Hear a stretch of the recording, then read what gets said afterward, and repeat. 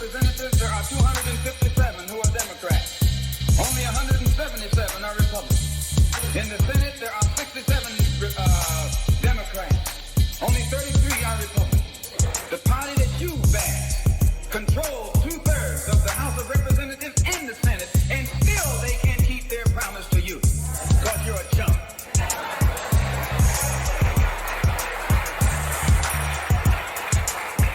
Anytime you throw your weight behind a political party that controls 2/3 of the government, and that party can't keep the promise that it made to you during election time, and you're dumb enough to walk around continuing to identify yourself with that party, you're not only a chump, but you're a traitor to your race.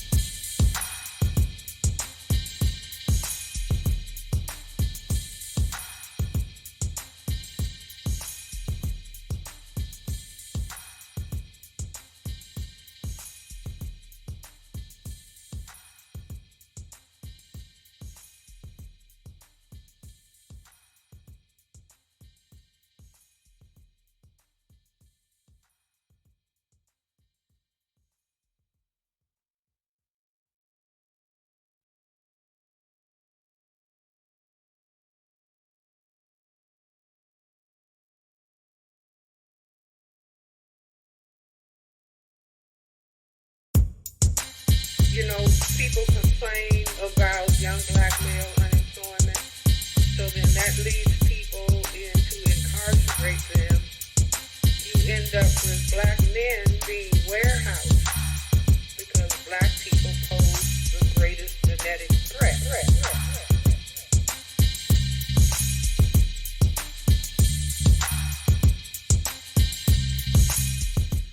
Hey, what's happening, family? It's your man, Mark Black. You know what time it is. Welcome to the broadcast. Happy Hump Day to all of you. I want to thank you all in advance for taking the time to come and hang out with your brother today. We got hopefully a great discussion that we're going to have today. So I'm glad you all here. Before we get started, fam, make sure to do the usual. Smash the thumbs, whether it's the like or the hater button. Shout out to my haters. Make sure you share this on your respective social media outlets, and if you haven't considered doing so, check that little blue button down there that says join and consider becoming a supporting member of the team, right? Becoming a supporting member of the herd. Definitely appreciate you. There's a couple of different options there for you to do that. No pressure, fam. I know my audience. We can't all call it, and I don't expect all of us to, but if you can and you want to support black media, that's your option. Do that shit. All right. So before we get into the topic today, let me shout out everybody in the chat. Remember, fam, rules are you don't have to participate in the chat, but if you show up, make sure you pop your name in there so we can shout you out and show you some love. Beloved sister Alma is in the house. Darker Visions is in the house. Unsunken One is in the house. Welcome to the broadcast, fam. The Cool Man, glad to see you, fam. In the world today, welcome to the broadcast. Happy Hump Day to you. Namaste, John. Namaste. I see you, fam. The Bestie, my brother, the Bestie is in the house. Welcome to the broadcast, fam. Unapologetically Black, I see you. Sister Tiffany is in the house. Black Man 903, what it do? Adrique is in the house. Brother Hermes is in the house. Welcome to the broadcast, fam. So, we got a bit to talk about today. But first things first, fam. We got to talk about the elephant in the room. I watched it last night, so you don't have to. But yes, I watched the presidential debate. By the way, shout out to my beloved sister, Queen Jet Black. I see you, sis. Happy Hump Day to you, and welcome to the broadcast. So, yeah, that, fam, I got an admission to make. I didn't watch it with the expectation of anything other than to laugh. And I did get some laughs, but fam, whatever you call what happened yesterday, I don't think you can solidly call that shit a debate. It was it was an absolute shit show, fam. It was a complete joke. Um, yeah, it was absolutely cray. Um, the thing is that what I found to be really interesting about it wasn't so much what was said. I mean, to be quite honest, there was nothing. No, I take that back. There was one thing that was said during the debates that we're going to talk about later on in the broadcast. But other than that one thing, it was nothing said that I expected or didn't expect, or whatever the case may be. There was no real policy, no real substance, just fam, it was a shit show. It was an absolute comedy shit show. You had these two old bastards on stage acting a pure ass. Like, fam, they don't get to tell us shit no more. I can't speak for you, but as a black man in America, I ain't code switching ever again a day in my life. Ever. I'm gonna speak just how the fuck I speak. Because if the President of the United States and a former Vice President of the United States can get up there and act as ratchet as they did last night, don't nobody get to tell me shit. You understand, family? If these two motherfuckers get up there on national TV and act a plum ass like they ain't got no home training, completely ratchet, I'll be damned if a motherfucker tell me I gotta speak some sort of way or dress some sort of way or whatever the case may be. I'm finished with that shit. No more code switching, family. Whenever your boss at your job tries to come at you talking about your AAVE and your diction and this, that, and the third, look that motherfucker right in the eye and say, but my president do it. And then walk the fuck on. It was an absolute shit show. So let me get into the meat and potatoes. Actually, I can't even disrespect meat and potatoes by calling it that. Let's just get into the debate, right?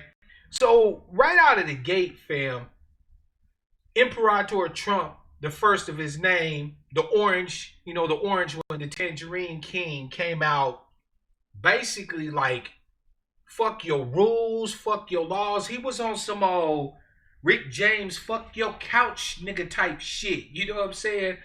Like, the moderator, Chris Williams, or what, was his Williams, Chris Williams, or Chris, I forget the old white dude's name, but the moderator was like, yeah, the two candidates agreed to the rules in advance and blase skibbity, right?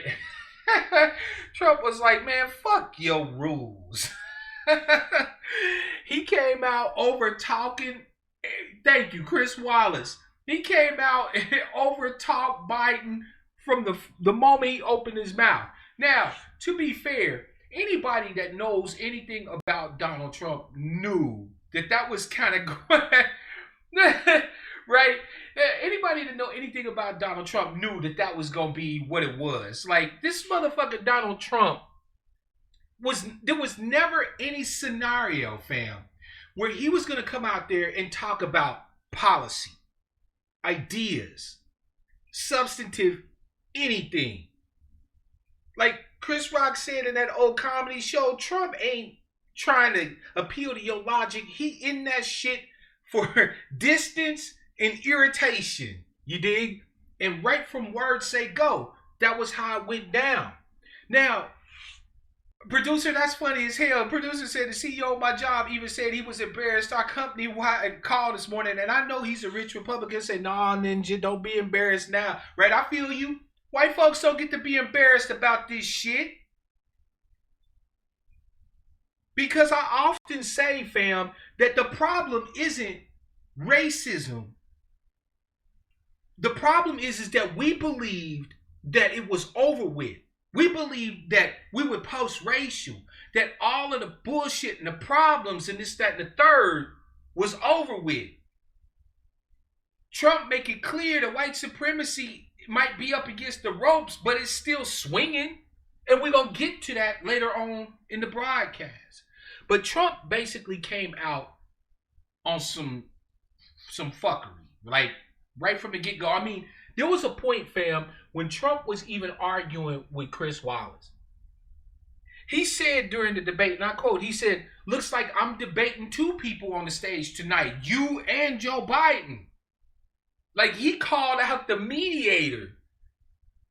Trump came out swinging.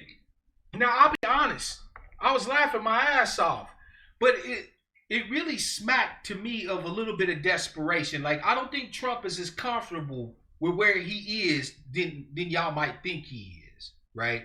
Like, I know there's plenty of y'all out there that think that Trump's going to get reelected. I do too, but I'm not going to lie, man. Trump did not do himself any favors last night. Now, to be fair, we all know that both candidates are shit when it comes to black people. Like, Donald Trump is the master of hyperbole. Let him tell it. He's the best thing that happened to black people since Abraham Lincoln, right? Which we know is complete patent bullshit, right? Like, the best we could say about Donald Trump as black folk, right, as the descendants of the enslaved in this country, is that in the 3 years and change that he's had to run the country, he hasn't necessarily gone out of his way to do us harm. He ain't helped us that much. Like, he's done some things on criminal justice with the First Step Act and some other things, a few people could point at. But the best thing you can say about Donald Trump is that he's had power for nearly 4 years. And he hasn't egregiously, like openly, nakedly, and unabashedly done anything specifically to hurt black people, right? Trump is an equal opportunity sexual assaulter. Like, he's fucking the whole nation. We just happen to be collateral. You know what I'm saying? Like, if America gets fucked, we get fucked by default. But Trump ain't directing the fucking at us. Trump fucking everybody, right? He's indiscriminate. But now Jim Crow Joe Biden, that motherfucker is like a laser beam. So throughout the debate, there was one thing that Donald Trump kept bringing up that Jim Crow Joe Biden did not have an answer to. Why? Because he can't fucking answer it. Jim Crow Joe, every time he would start to talk about some policy or whatever the case may be, Trump would just simply say this, and it would shut the whole fucking thing down. You've been in power 47 years, Joe. Why haven't you done it yet? I mean, it's a logical question, fam. Even if Trump is on his broken clock shit, this is one of them times of the day when his ass is spot on. All this bullshit that Joe Biden talks about he's gonna do when he becomes president, he wants to do, and this, that, and the third. That fool done had political power. He done had his hands on the levers of political power for 47 motherfucking years. And strangely enough, all of the problems that he and Trump both highlight and both decry, Biden's never done a goddamn thing to address them. In my humble opinion, like the cool man said, that's the knockout blow. There is nothing else that Jim Crow Joe can fucking say. You had your shot, right? Because people want to talk that shit about Donald Trump fucking up the country. And to be fair, 100% fair, y'all know that at first I was thinking, maybe Trump. But his handling of the coronavirus situation, fuck no. Fuck no. Never Trump for me, ever. But we all know that as fucked up as the last 3 years has been in some cases, like on the coronavirus, and basically this sort of tokenism that Trump practices, like he'll have some black people around him, but they these, bootlicking, conserva coons, right? You know what I'm talking about. Shout out to Kingface punk ass. Oh, y'all ain't know? Yeah, Kingface has shuffled off the mortal coil. You see this, fam? This is the world's smallest violin playing just for Kingface bitch ass. Good riddance. Now he ain't got to be here to hear us beg the white men for anything.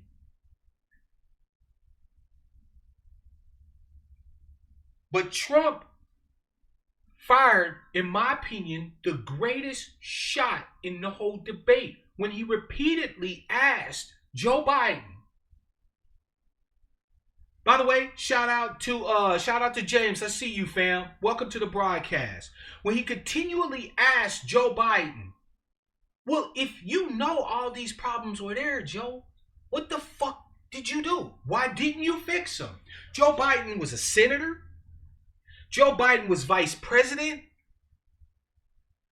And in 47 years of public service, of sucking off of the government teeth, you couldn't accomplish a fucking thing toward any of these problems that you so eloquently elucidate upon? Trump's only been in there 3 years and some change. This is a question that I can't believe that the Democrats themselves are asking Joe Biden. Like, if you're a liberal Democrat right now, you cannot tell me that you are comfortable, just 100% comfortable with voting for Joe Biden, knowing that this motherfucker is going to work to make sure that he tries to be everything to everybody, which means that he's going to literally be nothing to nobody. And then as his running mate, he picks the one motherfucker that almost everybody who was aligned with the Democrats in any sort of way rejected. It wasn't just black people who got Kamala Harris out of the paint. At one point in the primaries, Kamala Harris was polling at 1% fam. She came out and announced on MLK Day. Y'all remember that shit? At Howard. And the media tried to crown her the second coming of Obama. They had her the front runner. And when we were done with that bitch, she was barely polling at 1%. And this idiot chooses her as his running mate. I fucking can't. So they go on to talk about various topics. They talked about the handling of the coronavirus. There was a bunch of back and forth about that. 200,000 dead, Trump, on your watch. 7 million infected, blah, blah, blah. Trump's like, fuck you. It would have been 2 million had you been in charge. I mean, fam, it is what it is. We all know that Trump fucked up the handling of the coronavirus. I don't give a shit what he says. Right? We got the evidence. He played it shit down. He's still playing it down. Meanwhile, you got states like Florida opening up like a whore's legs in Chinatown in the midst of us going into the winter. So we're now not just facing the coronavirus, but we're also facing flu season too, which, by the way, snatches its fair share of bodies every motherfucking year just on a humbug.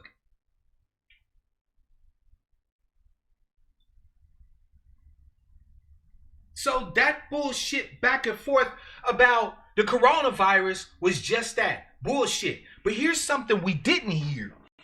We didn't hear from either Donald Trump or Jim Crow Joe any plans, any further plans, I should say, to put any goddamn resources into your pocket. Coronavirus has forced many of your jobs and your businesses to close. Coronavirus got many of you without the ability to pay your rent, without the ability to keep the lights on, without the ability to keep food in the motherfucking refrigerator. And your two motherfucking presidential candidates, the current incumbent and his challenger, neither one of them said that they were going to do a fucking thing for you. You got Pelosi in there trolling for yes queen moments, playing political fucking football with any aid for you, with any assistance for you. Fam, let me share something with you in case you might not have known this, right? Just as a sidebar.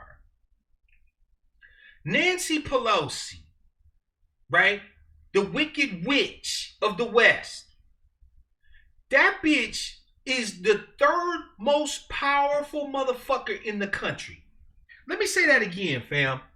Nancy Pelosi, the wicked witch of the West, is the third most powerful human being in the United States behind the vice president and the president. There is nothing on Trump's legislative agenda. Nothing. Except for judge appointments and shit, because that only goes through the Senate. There is nothing else that Donald Trump could even think or want to do that Nancy Pelosi can't kill. Are y'all feeling me? Right? Trump could say, I want a space force. And Nancy Pelosi could say, yeah, and people in hell want ice water. And all Trump could do is get fucking mad.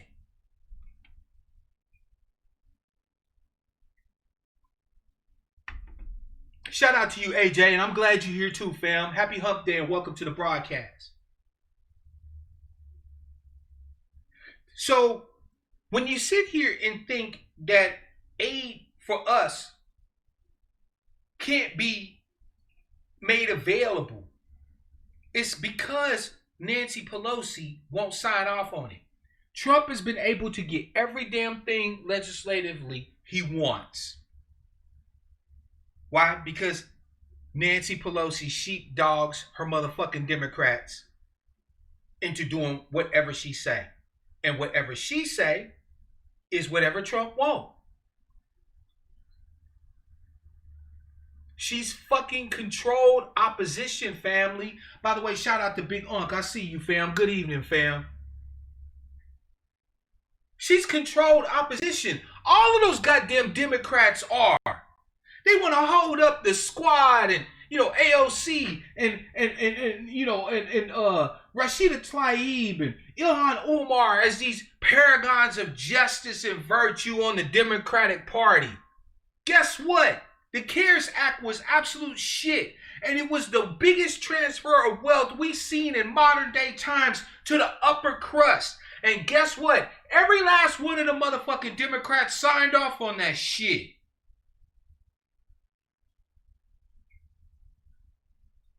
Every single one of them.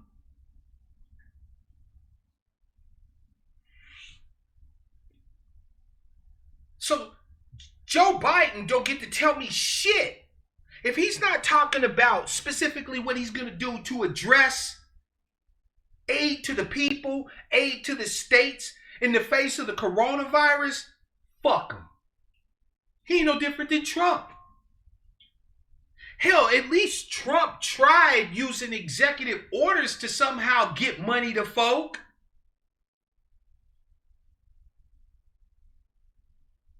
Trump, of course, doesn't control the purse. That's Congress's power. And all of the motherfuckers in both the Senate and the House have been derelict. Answer me this, family. Why is it that America, now I'm not just talking about us, talk about us in the confines of our, connection with the larger American populace as a whole, right? Shout out to Michael DeJean, by the way, and shout out to Double C's, fam. I see y'all. Happy Hump Day and welcome to the broadcast. Answer me this.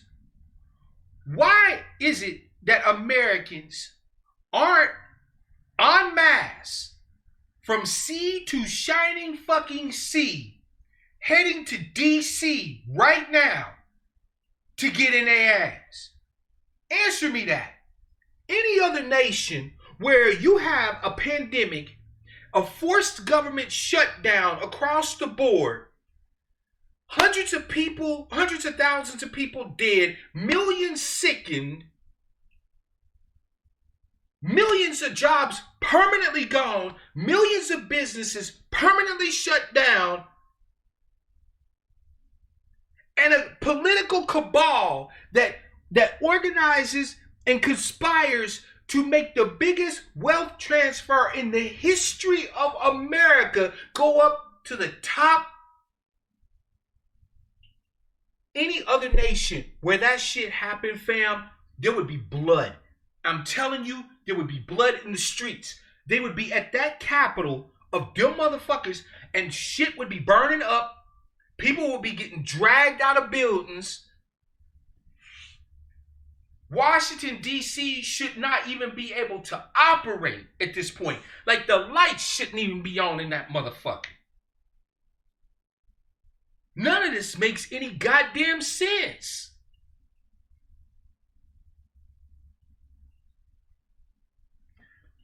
At any rate, Trump and Biden then address climate change. Now, I will say this. I'm actually a proponent of the Green New Deal.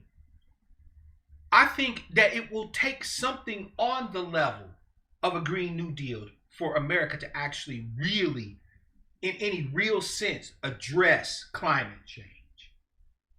It's going to take a transformation in how everything is done, from power generation to power distribution to the vehicles, transportation, agriculture, the whole nine yards. And yes, there are opportunities galore for great jobs, new training in hydroelectric and in solar and wind power installation and maintenance, the whole nine yards. I 100% agree with the Green New Deal.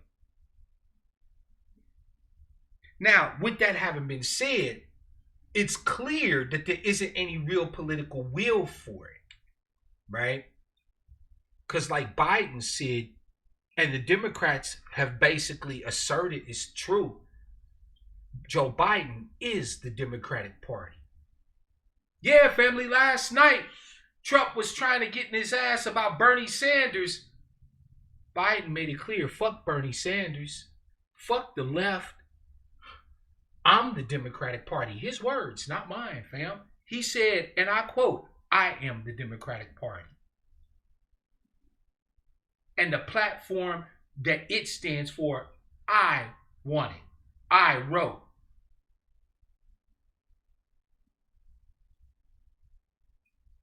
That's real talk. So Biden's let you know that up until the day of the motherfucking election, is his way or the motherfucking highway if you a Democrat. Biden said, fuck the left. He dissed Bernie Sanders so bad, the shit was cray, fam. I couldn't believe it.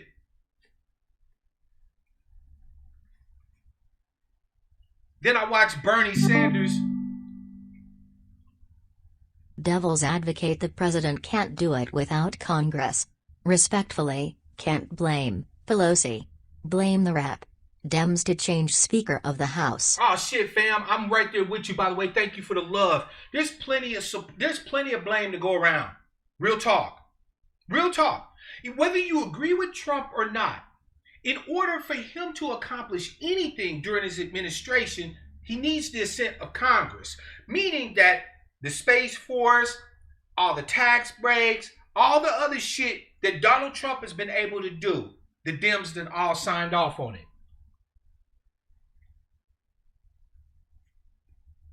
So can we stop with the lies? Can we stop pretending that the Democrats are any real fucking opposition to the Republicans? You can lie to yourself, right? You can lie to us, but don't lie to yourself is what I'm about to say, fam. Can we stop with the bullshit?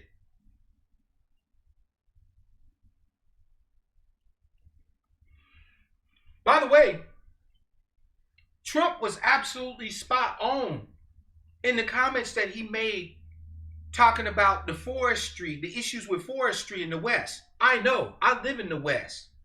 Here you got forests all the way up, that go all the way up to almost Alaska. So go all the way up the West Coast through BC, through the Northern Territories and all that other shit, and go all the way down south into California. Now, back in the day, before the Buckra took over everything from the natives, regularly these forests were burned. Why? Well, it's simple, fam. First of all, you have trees and plants up here that can't even germinate without regular fires. These plants and shit have evolved to live in this area where fires happen regularly. Also, by regular fires, you keep the underbrush down and it increases the overall health of the forest. But in Cali, in Oregon, in Washington, because the forests look nice and it maintains rich white folks' property values and shit, they don't want to burn it. So then what you end up with is all these years of fucking undergrowth and trees falling and shit like that. And in these environments, this shit turns into nothing but goddamn tinder. So all it takes is a gender reveal party and a spark. Trump said during the debate yesterday that there has to be better management of the forest. You can't just be sitting there thinking about people's property values all the time. Not when you're talking about something that affects the populace as a whole. Again, a broken clock can be right twice a day. And on that, he was spot on. He said, yeah, we can spend money and throw money at things, but we also have to manage the shit we already got better. I thought that made perfect fucking sense. Of course, as you well know, fam, they got into the whole discussion about the Negroes, about law and order and the Negroes. You know, us unruly, disrespectful, shiftless, no good ass, right? Fam, on our last broadcast, we discussed the executive order that Trump just signed, banning the teaching of any type of critical race theory or anything like that to any federal employees, contractors, and so on and so forth. Thought crime. Right? Trump owned it last night on national TV. He said, yeah, they're teaching that America itself is racist and I won't abide by it. He owned it. I'm not saying I fucking agree. I'm just saying he said he owned it. All right? Joe Biden starts going on talking about that we need to understand how we're making, you know, minorities feel. Because, you know, again, he still can't say black people.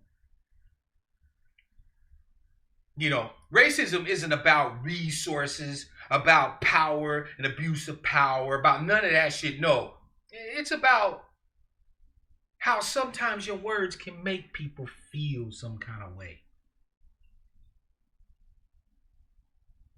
By the way, in case you were wondering, both Trump as well as Joe Biden are for giving the motherfucking pigs more money. By the way, shout out to my esteemed brother Black Dollars, also, you know, brother Travis, also known as Black Dollars University. Also, shout out to Chris V. Welcome to the broadcast and happy hump day to both of you. So if you thought that maybe there might be some movement on a federal level over the acquisition of resources for these murderous goddamn pigs that are occupying forces in our communities, under a Biden administration as well as under a Trump administration, that's a no-go. You know, but then again, that's not shocking, right? You remember that speech that Biden gave where he said, why are cops shooting people in the heart? We need to train them, to shoot people in the leg. Biden doesn't give a fuck that the cops shoot at you. He just doesn't want them to kill you. Thanks, Jim Crow Joe. I'll be maimed on disability for the rest of my life. But hey, I survived an encounter with the police. Both of the motherfuckers are for more money, more resources being thrown at the police. Even though it is absolutely clear to all of us that the police are not equipped, qualified, nor desired to police our motherfucking communities. We don't want them.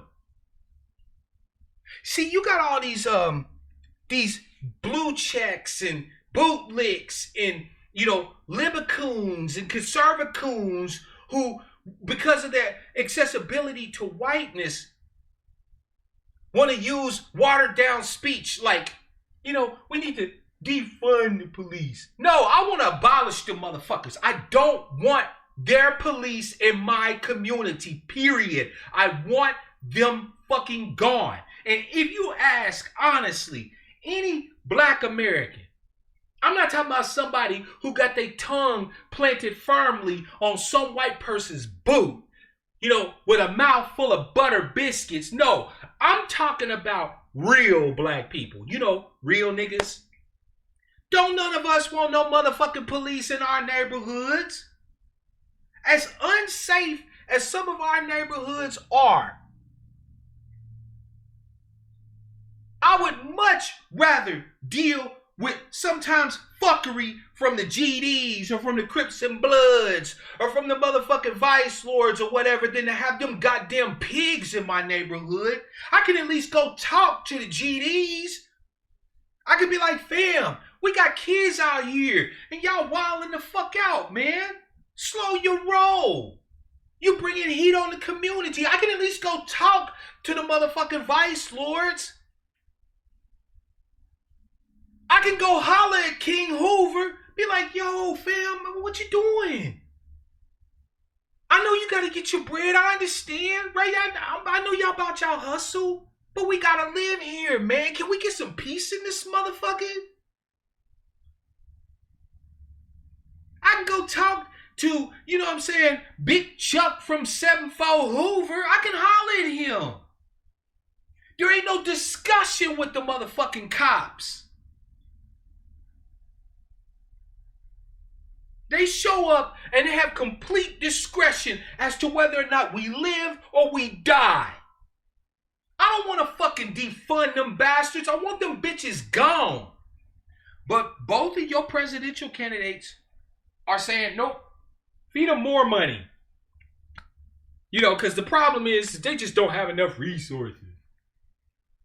After using us as their personal piggy banks by loading us up with bullshit ass misdemeanor charges that rather than us take time off from work because, we got a powerful need to eat sometime this motherfucking month to go address at the court. We just simply have to pay the fines from that to falsely accusing us of crimes so that they can, matter of fact, fam, they don't even have to accuse you of a crime to seize your shit. Civil forfeiture means that they could just say that your property might have been involved in some criminal shit. And yoink, there goes your car. Yoink, there goes your house. Yoink, there goes your motherfucking wallet. Yoink, there goes your motherfucker. Right? So after using us as their personal motherfucking piggy banks, seizing all our shit, the problem is they don't have enough resources to know how to treat us right. Man, fuck the police. We need, like the cool man said, we need our own motherfucking courts and we need our own goddamn police. And I'm here to tell you, any police in a black neighborhood, I want them motherfuckers to be like them Bobbies over in London. I want them to be completely unarmed. If you can't come out here and talk it out and work it out and peaceably escort somebody the fuck up out of there, you probably shouldn't be doing the goddamn job.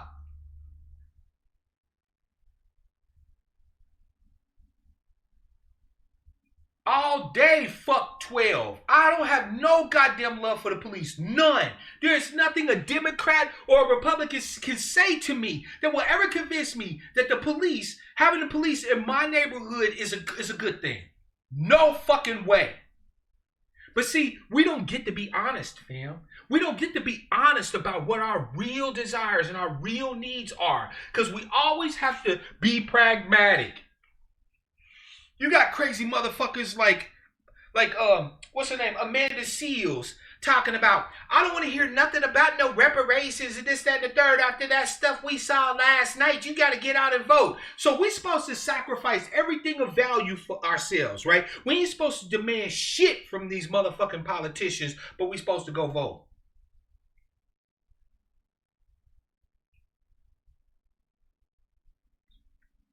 That bitch don't got sense. God gave a squirrel.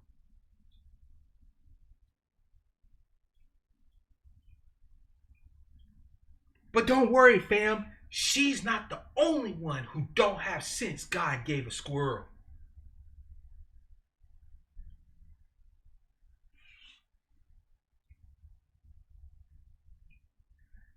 While they were talking about various topics, Chris Wallace brings up a question. He said, you've made it a point to address the fact that Vice President Biden hasn't decried enough to your liking groups like Antifa and so on and so forth. But now, Mr. President, are you willing tonight, before the nation, to decry, to condemn white supremacists and their ilk?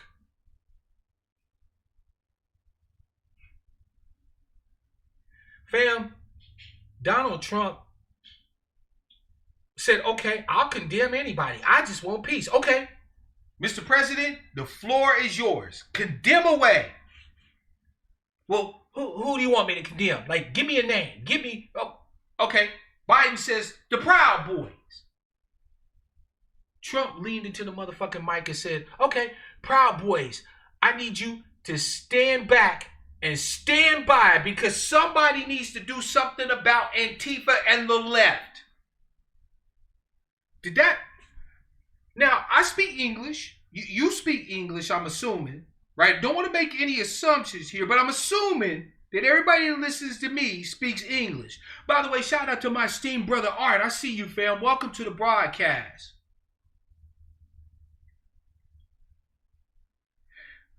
Did what I just say sound like he was telling the white supremacists to stand down? Like, stand down.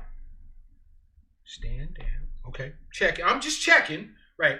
Stand back and stand by.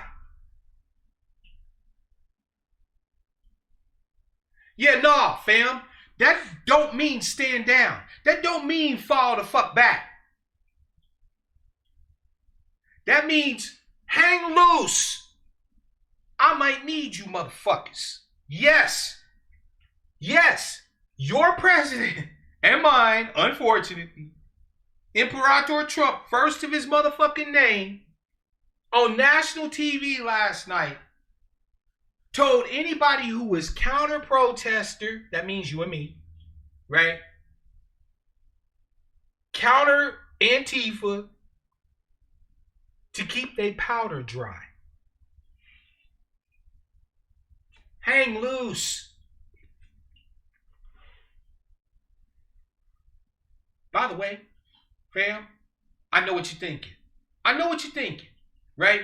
Surely, even half dead from the neck up, Jim Crow Joe Biden turned at that moment to the president of the United States and said, man, are you out of your goddamn mind? Surely, Chris Wallace said, Mr. President, how dare you? Surely there was a gasp of outrage from the assembled audience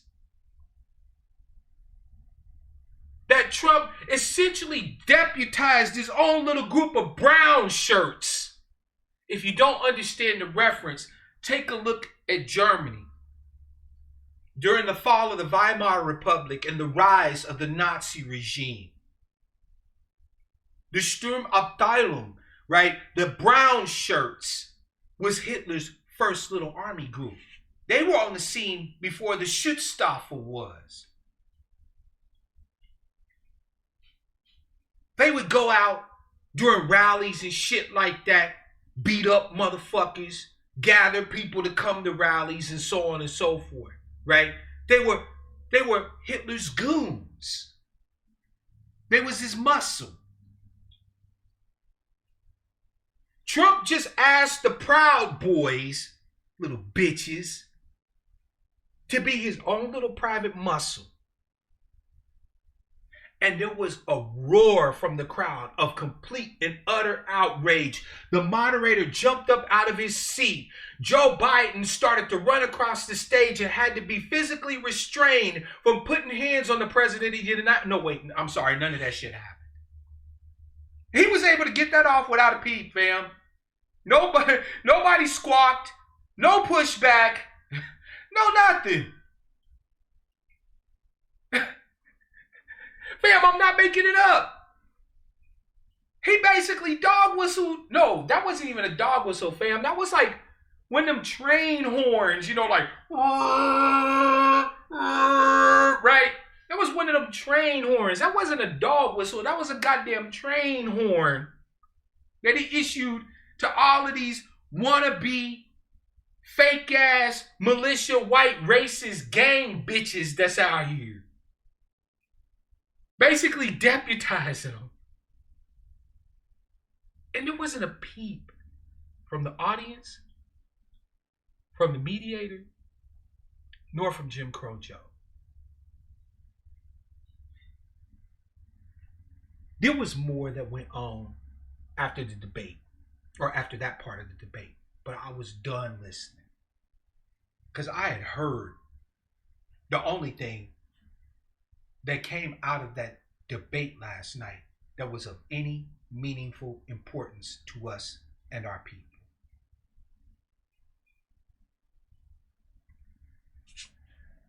Fam, let's be clear. Jim Crow Joe is not going to be the savior of Negroes.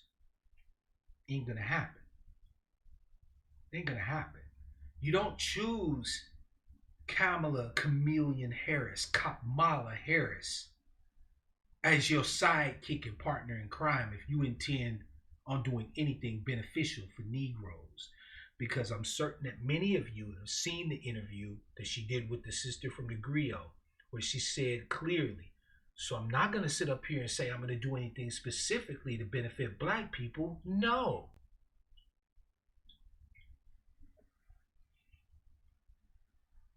And Jim Crow Joe Biden's history of absolute antipathy to our interests precludes him ever doing anything beneficial for us.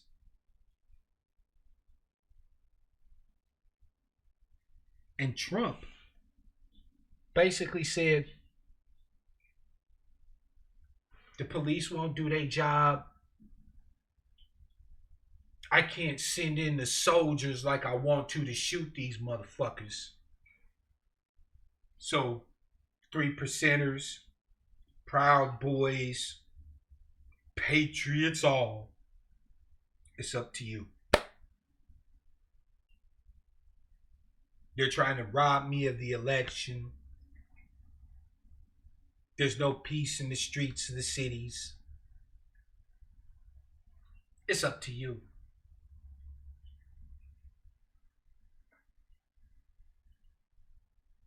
What does this mean for us, fam?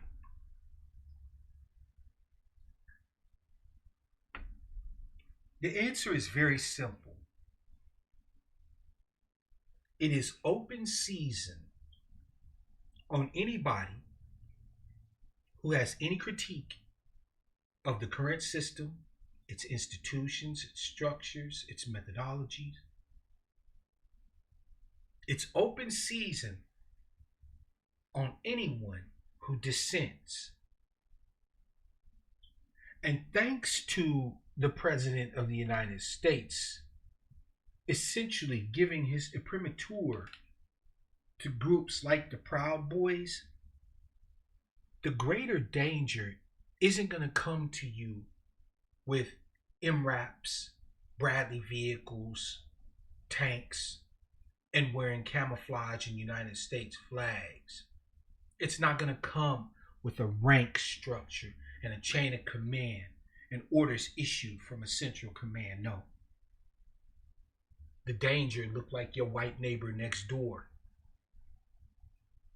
who will smile at you in the parking lot when y'all both getting in your vehicle, but when he go into his house, he's clicking on the internet, watching Proud Boys videos, and so on and so forth.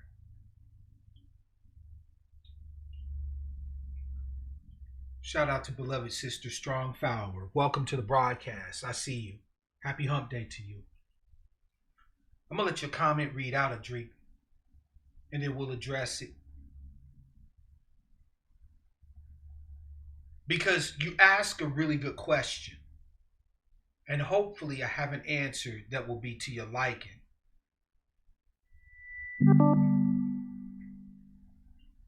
Suspense. So what actually do you think is going to happen with the Proud Boys November 3rd? They or any other militia aren't a force in all 50 states. Good question, Adric. I have a short answer and I have a long answer. And as usual, since I'm the angry black sheep and this is what I do, I'm going to give you both. The short answer is that it's not just the Proud Boys or any other militia. Now, the long answer is yes, these militia groups, and I don't even like to use that term because they're not a militia. What they are is armed gangs. Armed race-based gangs is what they are. This is keep it a buck. Does anybody call, Crenshaw Mafia a militia? No, they call Crenshaw Mafia a gang. But what's the difference between Crenshaw Mafia and the Proud Boys? They both have colors they rock. They both have symbols they hit up. They both carry firearms. What's the difference? You feel me? But it's not just them. They'll just be the most visible, Adric. Yeah, the Proud Boys and the 3%ers and, Patriot putzes and all this and that, the third. Yeah, they'll just be the most noticeable.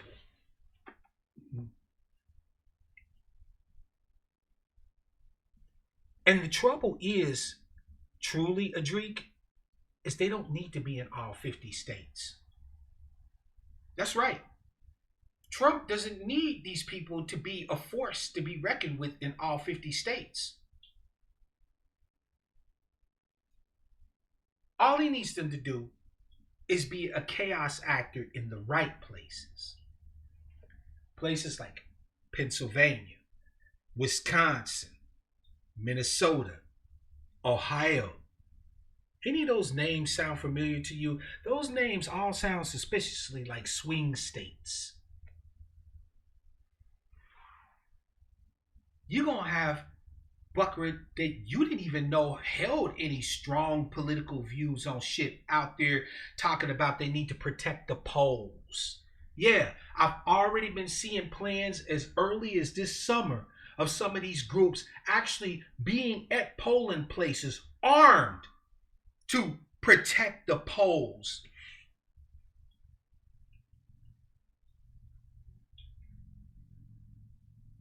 And all it takes is a spark. Just like these dry ass forests in the summer on the West Coast. And it'll ignite a conflagration. Do I think that there is going to be bloodshed on November 3rd? No. Probably not. Nope. Just like everybody else, the Proud Boys and their ilk are going to be sitting around hoping that we can get some degree of understanding on which way the wind's blowing. Was it Trader Trump or Jim Crow Joe? So on the 3rd, Not at all.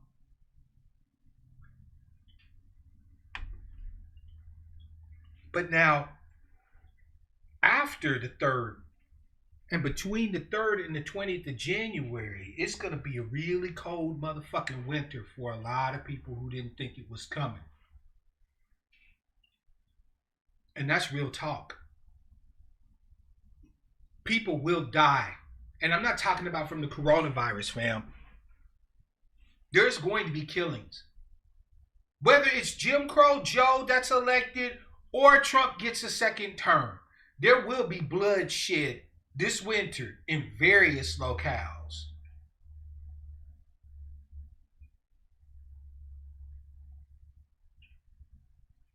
That's what I think is going to happen. There's been too much ratcheting up of rhetoric. There's no, you know how when you, for those of you who are in the hood, what I'm about to say will make perfect motherfucking sense, right? When you're in the hood and you got two cats yapping at each other, right? Nigga, fuck you, you know, blah, blah, skip you. Nah, nigga, fuck you. But as long as they doing that, everything cool. Then it might get a little bit more heated. I mean, you a bitch ass nigga, and you know, somebody will walk up towards somebody. I mean, what you walking up on me for, a whole ass nigga? Right? Gets a little bit more agitated. But still, you're like, okay, it's getting kind of hairy, but I ain't seeing nobody ready to throw no hands yet. But there always gets to a point when somebody says some shit so egregious that the talking stops and the hands start getting thrown. We actually are already at that moment where the talking is about to stop and the blood is going to start to flow.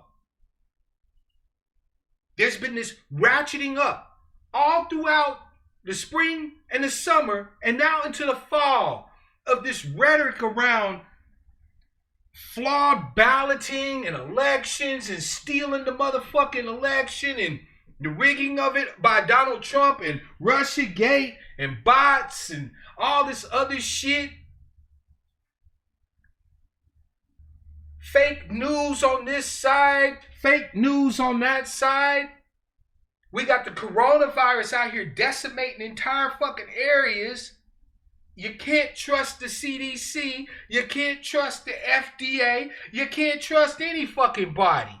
Fauci says something. Half the people believe that Fauci is trying to be the savior of humankind, and the other half believe he's in cahoots with Bill Gates on a depopulation strategy.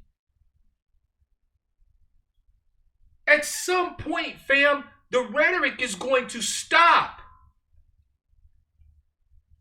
And the blood is going to start to flow.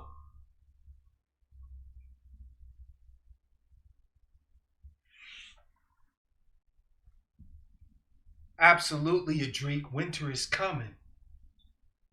Shout out to House Stark, by the way. Fuck y'all. I love me some Game of Thrones. America has already reached that point, fam, when motherfuckers have gone too far. Last night, when Donald Trump said what he said on national TV,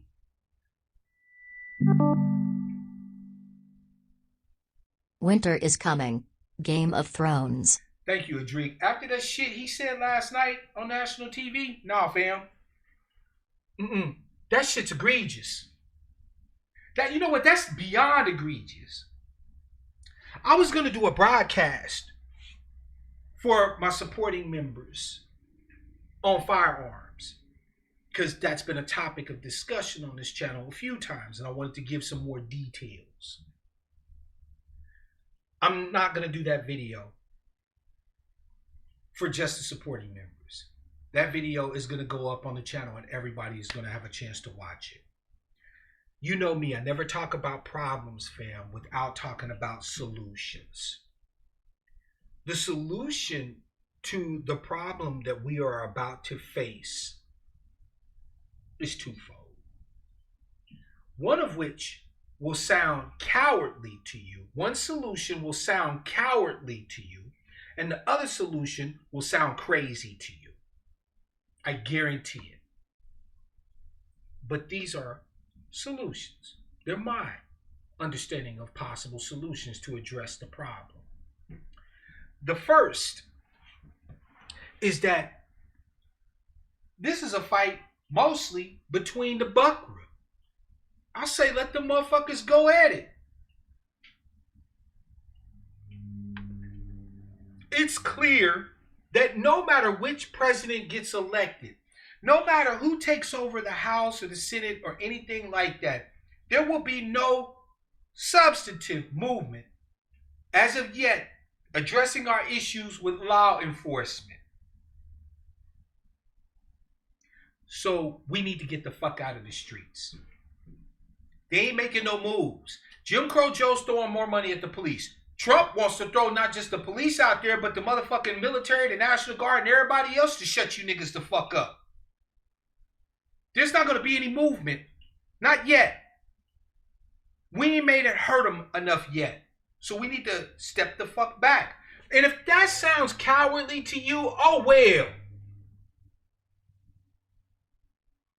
But I've been saying it. Unless we're going to be out there in the streets and making these people pay the ultimate price for the injustices visited upon our people, we don't have any business being out there. They don't give a fuck about your protest. They don't care if you're out there twerking, dancing, give peace a chance, barbecuing, voter registration. They don't give a fuck about any of that. Get the fuck in their ass or get the fuck out of the streets.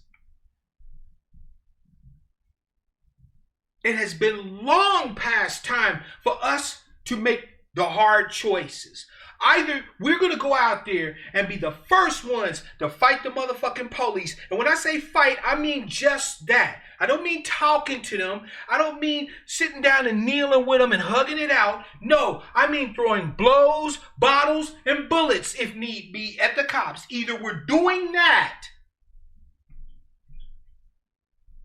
or we need to get the fuck off the streets.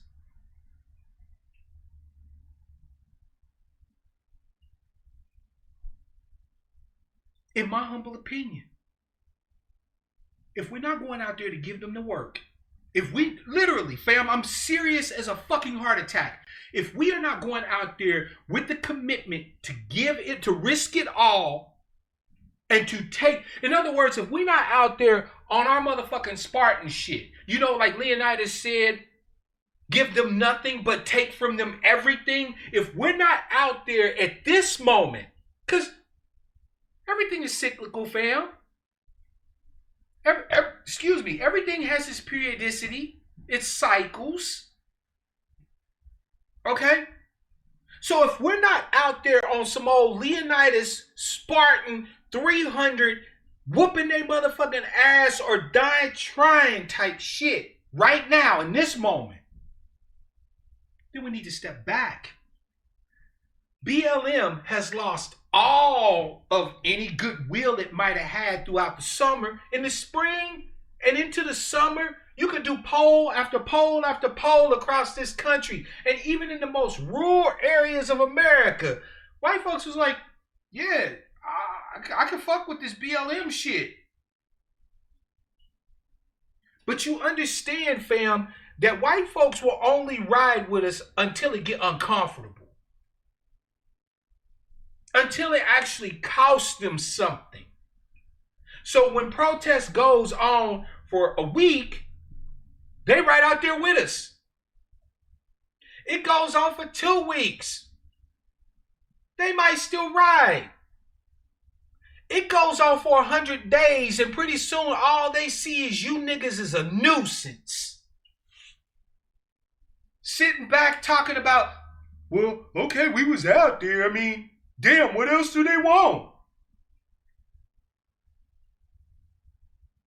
So my first solution that I offer on the table, and it's open for discussion, but my first solution is either we're all in or we're all out for now. Either we go out there and we give them motherfuckers the ass whooping they so richly deserve, all go balls to the wall, no quit, make them bleed, or we need to go home. For now. Because if they haven't heard you and made any substantive movements towards your issues, aims, goals, grievances, etc. in 100+ days since the motherfucking protest started, they ain't moving for now. They feel like it don't hurt them enough. They comfortable. They've even gotten used to you being out there.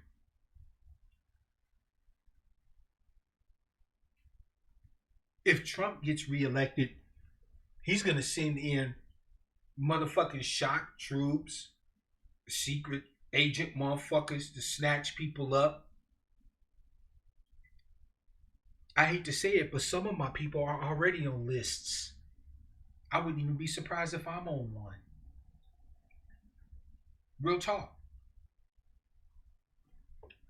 Jim Crow Joe gets elected, family, and America goes back to sleep for another 4 years. Damn what happens to us if we're not going to be out there fighting these motherfuckers with everything we got. And I do mean everything. No option off the table. No option off the table. Give them every damn thing. If we're not doing that, we need to go home. This particular battle is just about over. And I'm sorry if you can't fucking take it. I'm sorry if you don't get it. I'm sorry if that sounds fucking cowardly to you. That I'm suggesting to my people, live to fight another day. Or go out there and fight right now. That's solution number one. Solution number two, like I said, is going to sound crazy to you. Your brother, Mark Black, one who loves you, humbly suggests that somewhere in the next few weeks or so, sell your Xbox, do whatever the hell it is you got to do, get your hand on a firearm and hold it close. And if you see yourself in a crowd of more than 3 white folks, consider putting your hand on your weapon and standing your motherfucking ground.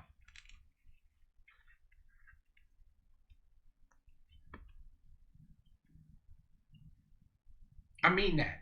You are in danger. I am in danger. We are in danger. Not by the people that you see with the uniforms on, but by the people you don't see. Because make no mistake about it, fam. The Proud Boys last night took what he said clearly to heart. But they weren't the only ones. They were just the loudest ones. And fam, we know how these cowardly motherfuckers operate. You walking down the street minding your own business, listening to some motherfucking Kendrick with your headphones on, and all of a sudden you got 5 motherfuckers with goddamn steel-toe boots on in black and khaki beating the fuck out of you. You can't roll by yourself. Not for a while. When you go somewhere, it needs to be at least 2, 3, 4, 5. Take as many of the motherfuckers with you as you can. Your woman can't be going to the store just to get a few things by herself no more. That shit's out.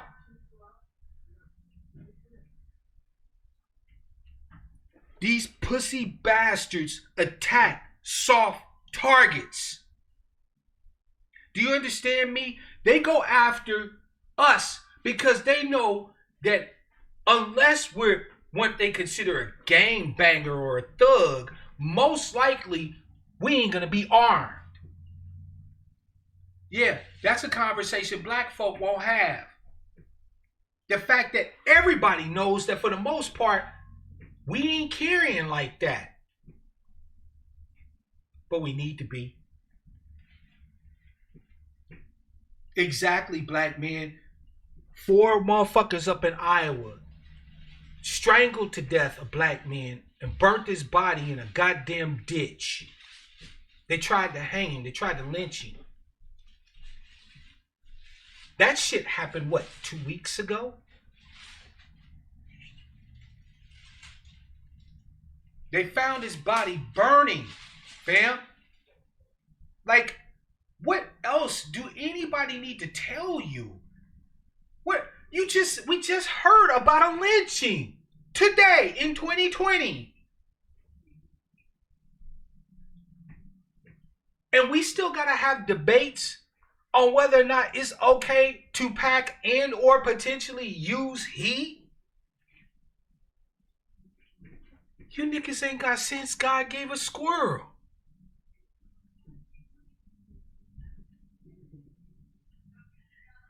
Do you know why I use that phrase as the title of today's broadcast? Shout out to Mama Black. My mother, she's Southern to the motherfucking bone, fam. Matter of fact, I think my mother actually channels our Southern our Southern ancestors. Like she just all of them. She's all my ancestors, right? Cause she say the most crazy but profound shit I ever hear. Right? One time we was watching an incident on TV, an incident in injustice. And my mom, she got this little nervous habit she do. She sit on the couch, she rocks back and forth like this, right? She's been doing it ever since I've known her, like ever since I've been alive. All right? She'll be crocheting, or she got her a cigarette, and she'd be sitting there on the couch, rocking back and forth, watching TV, doing her thing. And she looked at that news story, she said, boy,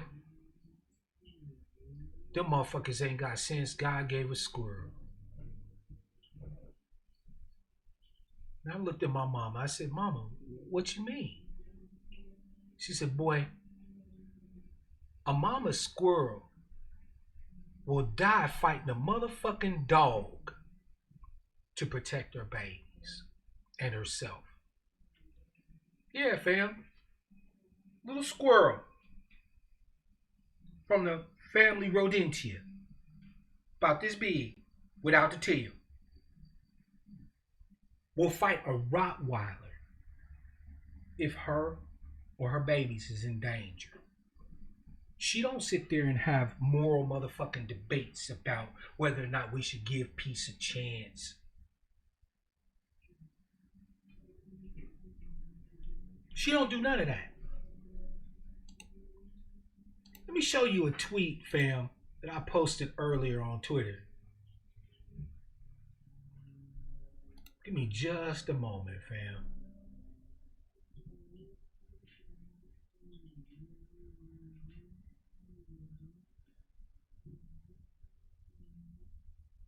Yeah. Here we go.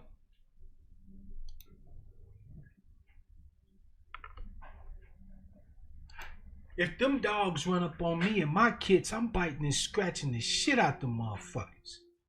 Then we got a bunch of scared ass squirrels. Man, that's crazy talk. You fake revolutionaries trying to get us killed. We just gotta vote. That's what a lot of Negroes sound like today, fam. That's what a lot of them sound like. We're not talking about what's the ideal, strategy moving forward politically. We're just talking about trying to make sure that when we maneuver from point A to point B, that we stay alive. That we actually go out and make it back home in one piece. But you got these scary motherfuckers telling us, oh, y'all trying to get a whole bunch of people killed. You advocating violence. Y'all just like to romanticize revolution. No. I just like seeing living black people as opposed to dead black people.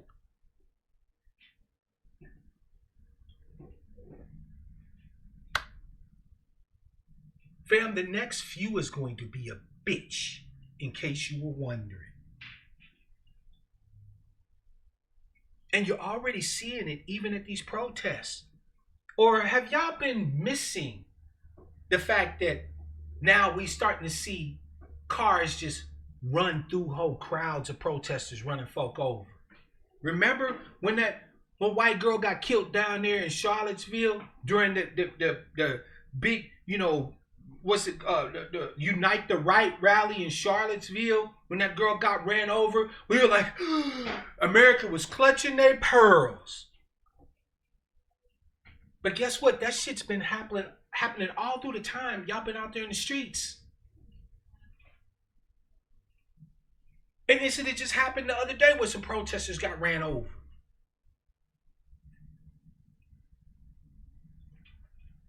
Now the president that gave them basically carte blanche to start shooting motherfuckers that they think is out there looting and burning, even though the vast majority of the protests everywhere in the country are completely fucking peaceable.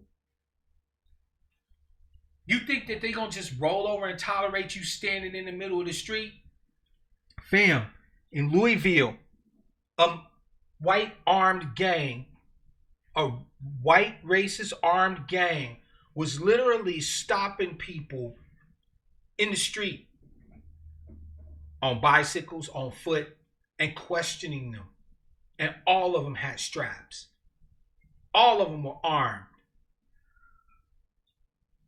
That sounds suspiciously to me like a checkpoint. So these fools can come out now into your community and set up checkpoints, and everything's supposed to be sweet?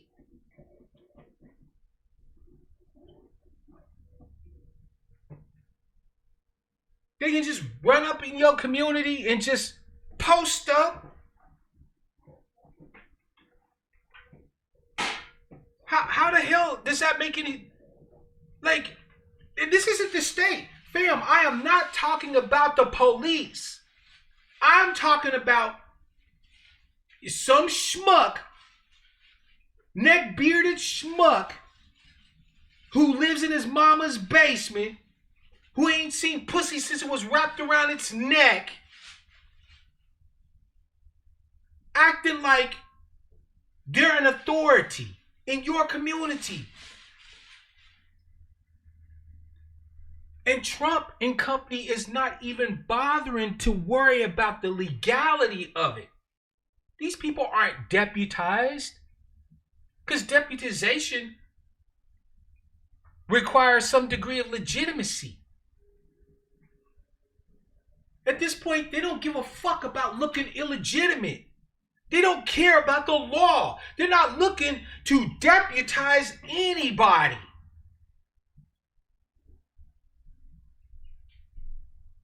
But here you are still dancing around the fact that you have citizens arming all around you who are perfectly willing to come into your communities and demand you do anything.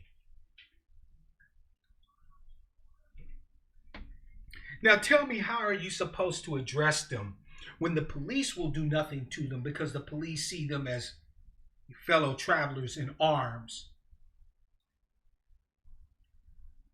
And you ain't got no steel. You don't have no way to enforce your will. What are you going to do?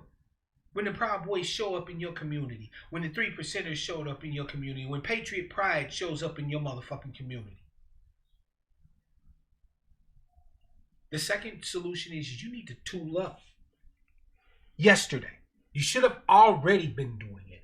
But in case you were living under a rock, existing in a haze of delusion, you just came down off of a 7-month weed binge or some shit, you need to go out and you need to arm yourselves now. That is not an advocacy of violence. That is common fucking sense. When we're seeing lynchings, when we're seeing people getting ran down in the middle of the road simply for exercising their First Amendment right to protest, when we're seeing more people with guns at a protest than people without, you look mighty stupid out there, ass naked, with your ass flapping in the wind.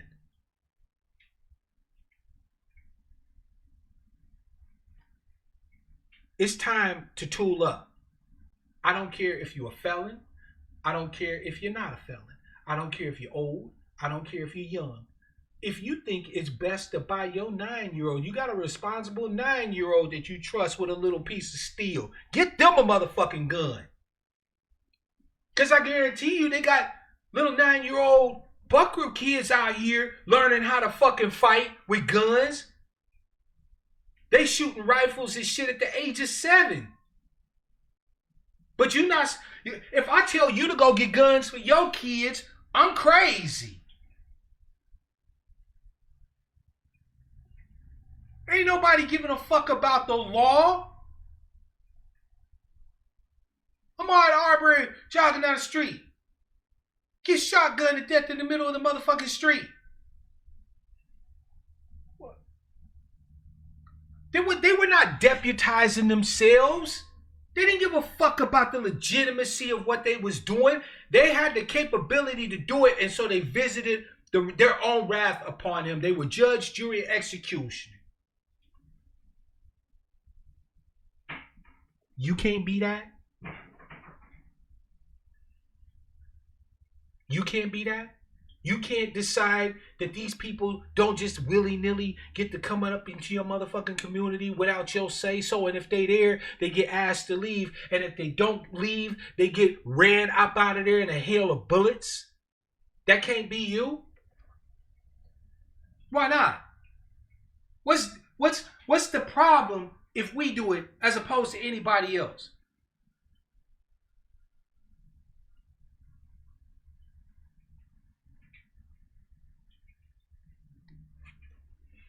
The debates didn't teach me nothing new, but it did reinforce one important fact for me. At all times and in all places, and for the most rightest of reasons, there needs to be a 3-word phrase that every one of us is saying to every last one of us. Get the strap. I'm not kidding you, fam. Your brother is here today to tell you openly. I don't give a fuck about you saying, oh, Brother Black, you can't say that. They're going to shut you down. Fine. I would be remiss as your brother and one who loves you more than you'll ever fucking know if I didn't tell you that it is time to get the strap.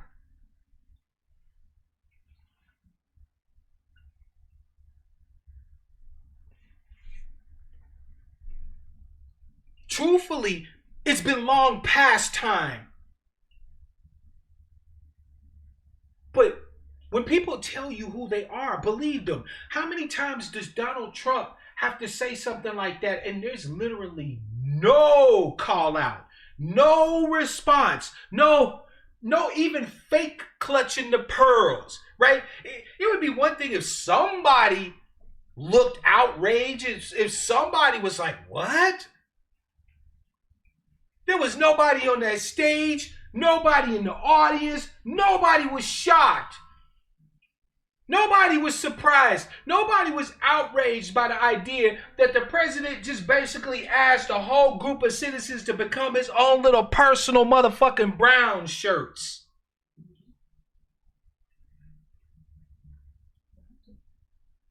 Get the strap. You need to be moving expeditiously. You need to be moving in groups. You need to be having situational awareness. What does that mean? That means that you not only need to know where you are, but you need to know who's there, what their relative positions are. You need to keep your head on a fucking swivel. Fam, this is some of the information I'm going to share with you in the video that's coming. When I was in the Army, they taught us how to scan our environment for potential threats, right? You start off at a short distance, say 50 meters or so, right? For those of you who don't know metric, that's fine. Most of us don't. Just assume yards. yards, okay? So if I say meters, think yards, you ain't that far off, okay? But you start off at 50 meters and you scan. Then you go out to 100 meters and you scan. Then 150 meters, then 200, all the way out to 350 meters. Then you bring your vision back in. Why do you do this? Because most modern combat rounds, the 223 or the 5.56 NATO round, that's the one used in the AR model weapons, the 7.62 by 39 Russian round, which is used in the AK-47, has an effective being, you can pretty much point and hit what you want within about 300 meters. So you need to be looking at everything out to 300 meters. But now if you're moving through an urban environment, it becomes a little bit more complicated. Why? Because out here where I live, there are balconies. So you not only need to be scanning all the way out, but you need to be looking up at those balconies. Who's up there? Situational awareness. You need to know who's around you, when, and what they're doing at all times when you don't have your ass in a house.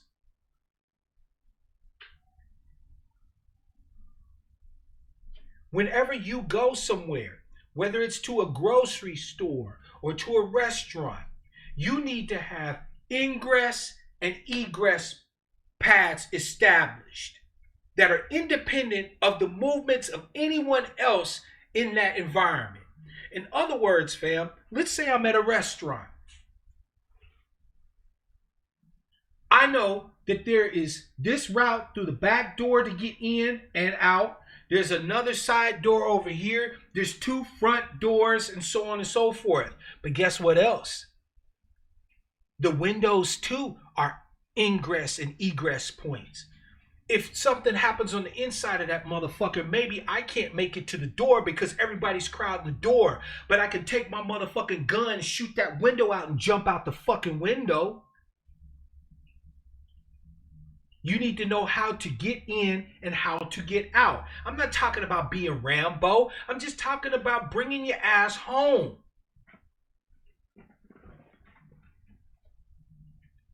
Get the strap. Trump told you. Everybody told you. Biden told you. How did he tell you? Through his silence. Fam, never forget that silence is complicity. If I am in a discussion with, say, my brother Travis, right, brother Black Dollars, and he says something egregious as fuck towards Queen Jet Black, and I don't say anything about what he just said to Queen Jet Black, that means I co-sign what he's talking about. Silence is complicity. The fact that there was no pearl clutching with the United States president threatening entire swathes of citizens by utilizing the force of other citizens against those citizens, fam, there ain't shit else to talk about. There's no other debates we need to be having. I don't give a fuck what they're going to say in the next 3 debates. There's nothing else that they could talk about to me. There's nothing I want to hear from Joe Biden. There's nothing I want to hear from Donald Trump. I don't want to hear shit from Pelosi. I don't want to hear shit from these left-wing blue checks. I don't want to hear shit from these right-wing blue checks. I don't want to hear shit from nobody. When you have the leader of the nation telling half or better or a third or a tenth or any number of citizens to basically be ready to attack other citizens on his nod and a wink, what other fucking discussion do we need to be having? What else do we need to be talking about, fam?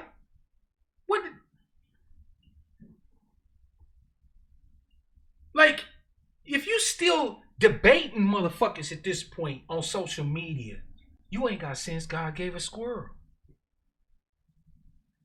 If you're still wondering whether or not, hey, maybe I should go you know, get like a bat or a knife or a gun or something. If you're still debating with yourself on that, you ain't got sense God gave a squirrel. Shout out to Sister Jacqueline, B-Man 120, and my beloved sister, Miss Kwame. Happy Hump Day and welcome to the broadcast, fam. Trump don't need to clarify that shit, Queen, because it wasn't a gaffe.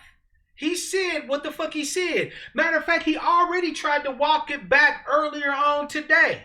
Like earlier today, they put a mic in front of his face, and then he said, stand down. But the damage is already done.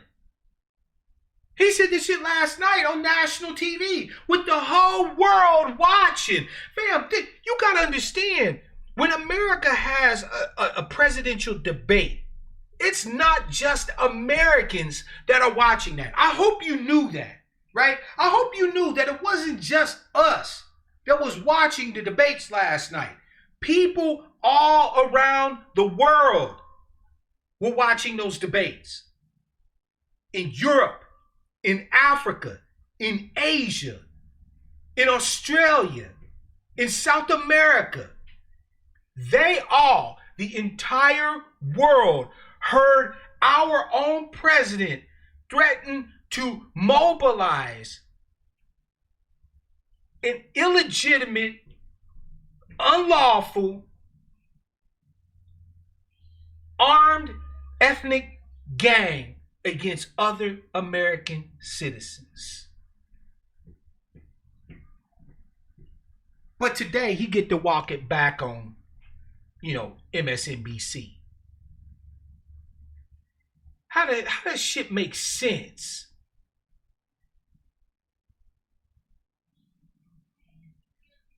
There's nothing for him to walk back. And there's nothing else truly that we need to hear. Easy be easy, Trump said last night during the debates, when he was asked to condemn white supremacists and their violence against fellow American citizens, told the Proud Boys, because that was the group mentioned by Jim Crow Joe Biden, to stand back and stand by. He did not condemn them. He did not say, no, fall, y'all need to, we don't do the violence thing. He didn't say anything like that. He told them to stand back and stand by. He literally, on international TV, threatened to basically create his own little civilian goon squad. Yeah, that's a bell you can't fucking unring. It doesn't matter what he says after that. There is nothing he can fucking say after that. Like, I don't give a fuck about Antifa or anybody else. First of all, fam, let me be one of the first black voices you'll probably ever hear to tell you this. But Antifa is not a group. Antifa is an idea. It's a philosophy. Antifa is short for anti-fascist.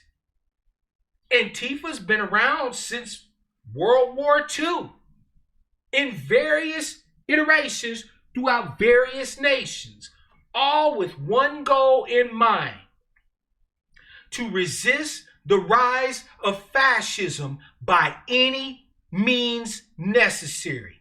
That's the problem that Donald Trump has with Antifa. Because see, Donald Trump, fam, we get an education today. Because I'm going to learn you something, humbly, right? I don't know everything, but I do know this. Donald Trump has the Democrats' number because he knows how liberals operate. Liberals enable fascists. Because the liberals will sit there and cry, and they'll go, oh, it's so horrible what he's saying, and oh my God, the things that he's claiming he wants to do to the citizens is so terrible. But they ain't gonna put no skin in the game to stop the shit.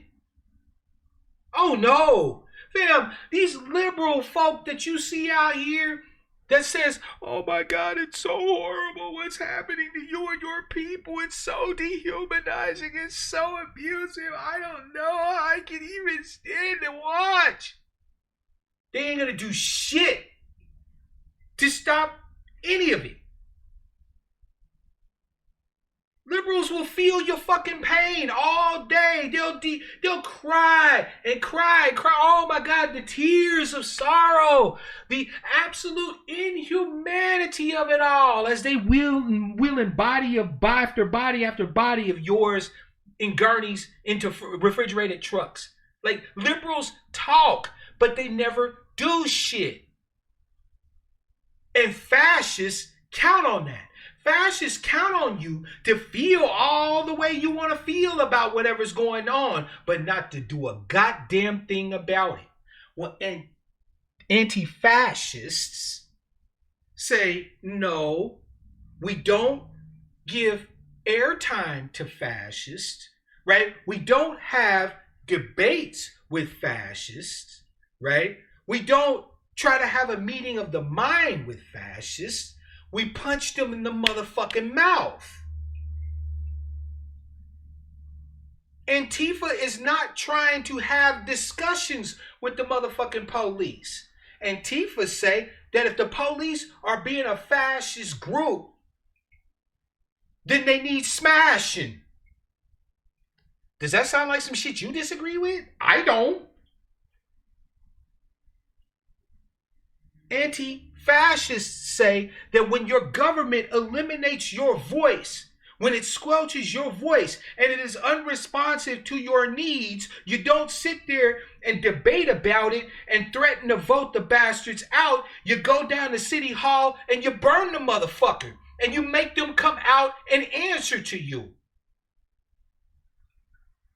Does that sound like some shit you disagree with? Because it sure the fuck don't sound like nothing I disagree with. That makes actually perfect fucking sense to me. At some point, fam, Antifa is living proof that at some point it's time to stop fucking talking. It's time to start doing. Donald Trump has been able to get away with all the shit he's been able to get away with because his so-called opposition actually is not opposition.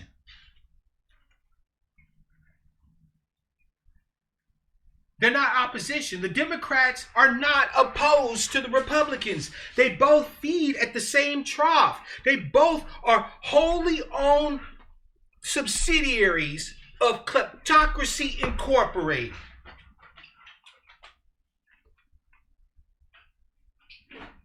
Which is why Donald Trump gets to do whatever the fuck he wants. If he wants to pass a law, Pelosi and them are going to find a way to give him cover. If he wants to select another goddamn Supreme Court justice, trust me, they'll make a way for it to happen. Because they don't really oppose him. And fam, the real trick bag of this whole goddamn thing for us as black folk and our allegiance with the Democrats all these years is that truthfully, they never really did oppose the other party. Do you really, truly, honestly believe that the Democrats of the 60s, right, who were the racist Southern whites for the most part, the Democrats of the 60s and early 70s were just able to just move whole cloth over to the Republican Party if there wasn't something that they had an affinity with over there? Let's have that conversation, fam. Let's make this shit make sense. You're talking about Democrats. Because Republicans love to tell us that, no, it was the Democrats who were the party of the KKK and this, that, and the third, which is a half-truth at best, right? But do you think that these disaffected Southern racist bastard Democrats would have been able to just move willy-nilly over to the Republicans unless the Republicans had something about them that was just as appealing to them? If the Republicans were truly the antithesis of the Democrats, then those who sharded off from the Democratic Party would be looking to create their own separate party. But no, they were perfectly able to find a home amongst the Republicans. That right there, family, is all the fuck you need to know. It's fake opposition. Because on the shit that really matters, they're in lockstep. You know, Biden called himself last night during the debates going in on Trump for trying to get rid of the ACA. But the strange part about it is because Biden's plan is really no fucking better.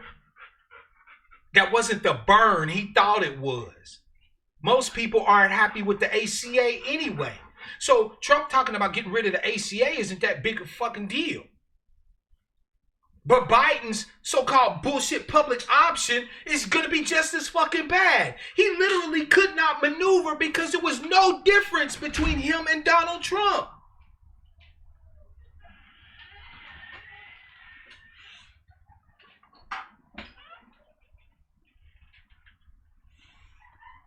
If you're still having the debate at this point, at this juncture, at this day and time, that there is a difference between the Democrats and the Republicans when it comes to the descendants of the enslaved here in the United States,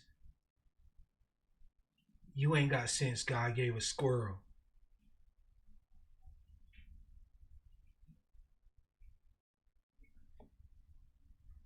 Get the strap. Biden is not going to give you health care. Biden's not going to give you relief from your student loans. Biden's not going to give you a goddamn thing except more of what we've always gotten, which is corporate kleptocracy fuckery and bottom caste status. Biden said, and I quote, "Nothing will fundamentally change." Why don't you believe him?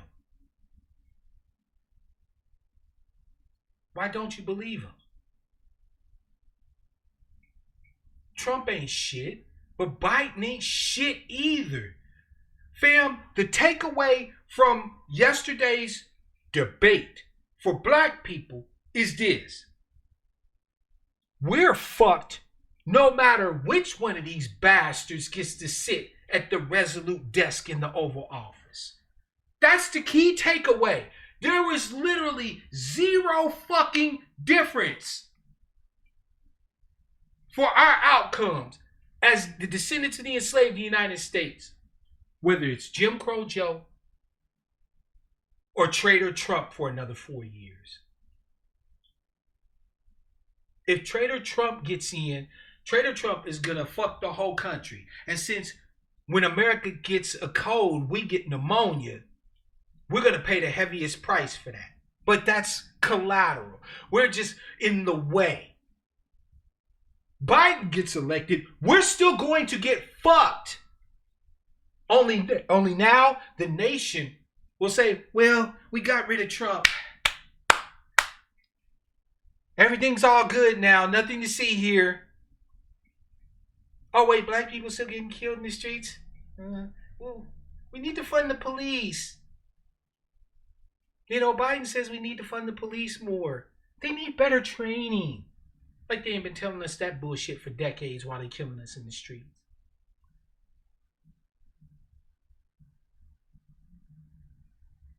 One gets elected, America gets fucked stupid.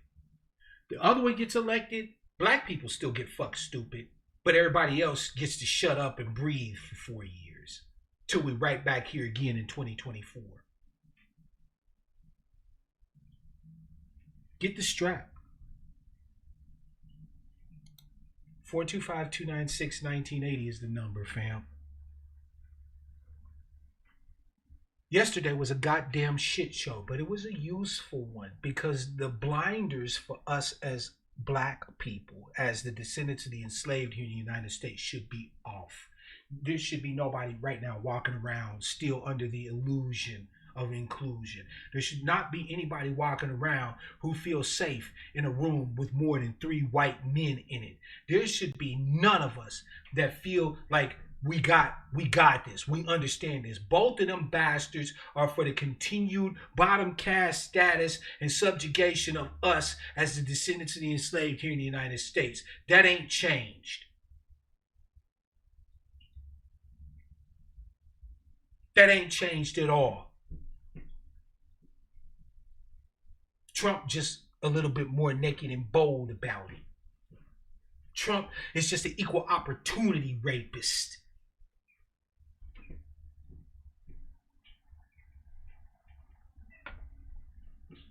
Trump will fuck black people. He'll fuck white people. He'll fuck poor people. He'll fuck college educated young people. He don't care. Biden will pay lip service though. He's that smooth operator, the smooth rapist, you know. He'll ask you how your day went while he dropping that motherfucking Rohypnol in your drink. You go to sleep and 4 years later and you wake up and realize you've been fucked stupid. Don't even know how you got here. That's Biden. 425-296-1980 is the number, fam. They united. Yesterday was a debate that showed clearly that the Democrats and the Republicans are united. They're one party, the Demopublicans, the Republicrats, wholly owned subsidiaries of the kleptocrats. No substantive difference. There was no real substance. There was no real, like, fam, you would expect to listen to a political debate and hear policies and shit. There was none of that. Like, fam, Joe Biden looks at the camera and starts begging America to vote. Like, literally begging America to vote. Donald Trump, meanwhile, spun every yarn he could figure out to completely delegitimize the whole goddamn process. None of them offered any substantive anything that they, like, fuck, they could at least lie to us. Like, I mean, they were both lying, you know, because their mouths were moving. But, you know, they could have told us some comforting lies. But yesterday was just a bunch of fuckery and dick swinging. It was an absolute shit show. Man, I'm telling you, if I was like overseas, like if I was a foreigner and I was watching the debates yesterday, I'd have been like, fam, we got to stay the fuck away from America. I think it done finally cracked its nut. Seriously, I think America's finally broke, fam. It's like, you see these two motherfuckers right here? This is the best that America could do. Oh man, those people are screwed. Yeah, I'll lay you 10-1, fam. Foreigners right now, all over the world, are like, holy shit. I can't with America. Like, I can't. I had plans to go to New York next week. I'm cool. Seriously, foreigners, fam, are like, nope. I saw some Canadians on Twitter were like, God damn, and y'all live right next door to us. This is fuckery. 425-296-1980 is the number, fam. What do y'all think? Did anybody? Yes, America, durable goods, is a motherfucking shithole country with shithole politics, banana Republican, banana Republic style shit. You can't even get the current president to commit to a peaceful transfer of power. It's almost like this is a motherfucking African republic some goddamn where, and we can expect to see Trump come out with a shiny new uniform on or some shit. There we go. All right, fam. Talk to us, fam. What's on your mind? Hey, man, it's Double C, man, from the 413. That's right. We know who it is. Cease is in the house, fam. Holla at us, Cease. What's good with you? I just want to say this to you, man. You're all right about the foreigners, because my wife got friends in the UK and Scotland and stuff, and I know people in Canada, and they're like, maybe y'all don't need to have a president. Maybe y'all just need to, like a breakup, just go your separate ways and see what y'all do for the few years. I was like, yeah, because they laughing. I ain't gonna lie to you. They're like, I mean, they laughing. These aren't all types of people. They're not just white folks or black folks. Exactly. I mean, you got people who are supposed to be our allies, fam, who are looking at America like, what the fuck? Yeah. This shit's nuts, man. what you're thinking already. I mean, we talk to people on Discord all the time. We're like, what's going on over there? Because what we know here is what we know here. What they present out there is something completely different. Yeah. You know how things look skewed. It's like, nope, that's not what's going on. This is what's really going on. And see, you know what, Cease? Let me ask you something real quick, fam. Hold on a second. I'll be right back. Stand by. No problem. I'll be right here. So what I wanted to ask you, Cease, was this. You know why foreigners were looking at yesterday and going, what the fuck? Because many of them come from countries where they've had entire governments collapse, where they've had motherfuckers take shit over and start up on some old murderous type shit. Like, they've seen that, some of these people, in their lifetime. So they're looking at America and they're like, they don't realize, like, they're looking at us like, Americans don't realize what the fuck is happening? They're floored. They don't understand how we don't see why we should all be in Washington right now. Black, white, old, young, poor, Protestant, Catholic, atheist. They don't understand why we are not right now all in Washington in their ass. They don't get it. No, they don't get it. And like I said, even they even recognize the sellouts, the coons in our group. Yep. Now, mind you, different ethnicities. Like, why is she speaking for y'all? I won't say her name, but you know what I'm talking about. Yeah. The coon dance. Yeah. So, like, why is she speaking for y'all? That's not going on over there. I'm like, I know. It's true. Mm-hmm. But that's what they put out there. Yep. So the world is not as stupid as people think it is. They're very well aware of what's going on over here. You know, Cease, I'm going to drop something on you that most of us probably haven't considered. But do you know part of the reason why Trump and Alia is going so hard in on Antifa and other groups like it? You know why he's threatening them with guns and violence and force and all of it? Oh, please do tell. Because anti-fascists in a society hell-bent on authoritarianism and fascism is coons. Yeah. Well, it's true.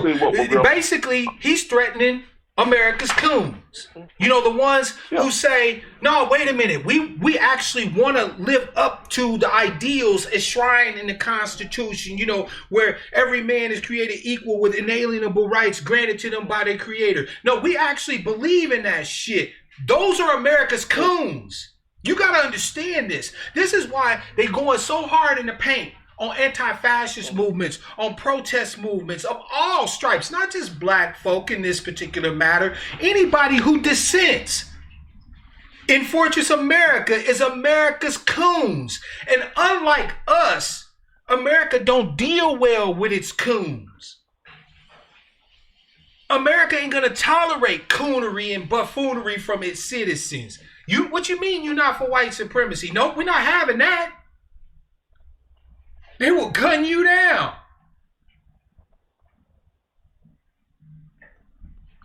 Yep, and I'm gonna tell you what my grandfather told me years ago. America's the only place where you could be you can't be a communist, but you can be a fascist. And he told me that back in the late 80s. That's true. America's the only place where you can't even think about communism, but you can at any point become a fascist. It's perfectly acceptable. As a matter of fact, Americans will praise you for it. That's the strange part. Everybody think that, you know, people losing their jobs and the Rust Belt and, you know, lack of educational opportunities and this, that, and the third, that Americans in general really care about any of that shit. They don't. They don't. No, they don't. And what's crazy is that the powers that be know that already, right? I shared with some people on Twitter a quote from LBJ where he said, that if you can make the average white person feel like they're superior to somebody else, they'll let you rob them blind. And he's not lying. That's been the whole MO of the powers that own this country since the beginning, since Bacon's rebellion. They've used little, buckra trinkets so that these people can lay down their head at night and think they better than niggas. They think they better than spicks, wetbacks, so on and so forth. They think they're better than all these people. Meanwhile, their owners, right, the plantation class, the kleptocrats, the money class, is fucking them stupid. I would feel sorry for them, but I'm sorry. I'm preoccupied at the moment trying to get their owner's boot off my neck and their boot off of my neck. And that's also a true statement you said, too. I mean, I've seen it working in the homeless field where homeless white people thought they were better than other people because of the color of their skin. Yeah. And they thought it was a check that they could cash. Come to find out, it doesn't work that way. That's why Mr. 45 said he likes the poor and uneducated person. He told you who he was. I don't know why any of this is shocking to anybody. When I saw that guy, I was like, well, he could have went a lot further. Now I thought he was pretty white compared to some other stuff he said. So if anybody is shocked of what this man has said, he told you who he was from the get-go. Facts. He told you straight up, Trump don't care about nothing but money and power. And not necessarily in that order.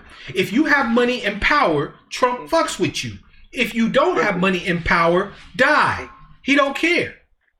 And he don't care what your ethnicity is or any of that other shit. Like I said, Trump is fucking the country stupid. So at this point, I figure that since everybody feeling the pain and the niggerification of America is proceeding apace, who the fuck am I to stop it?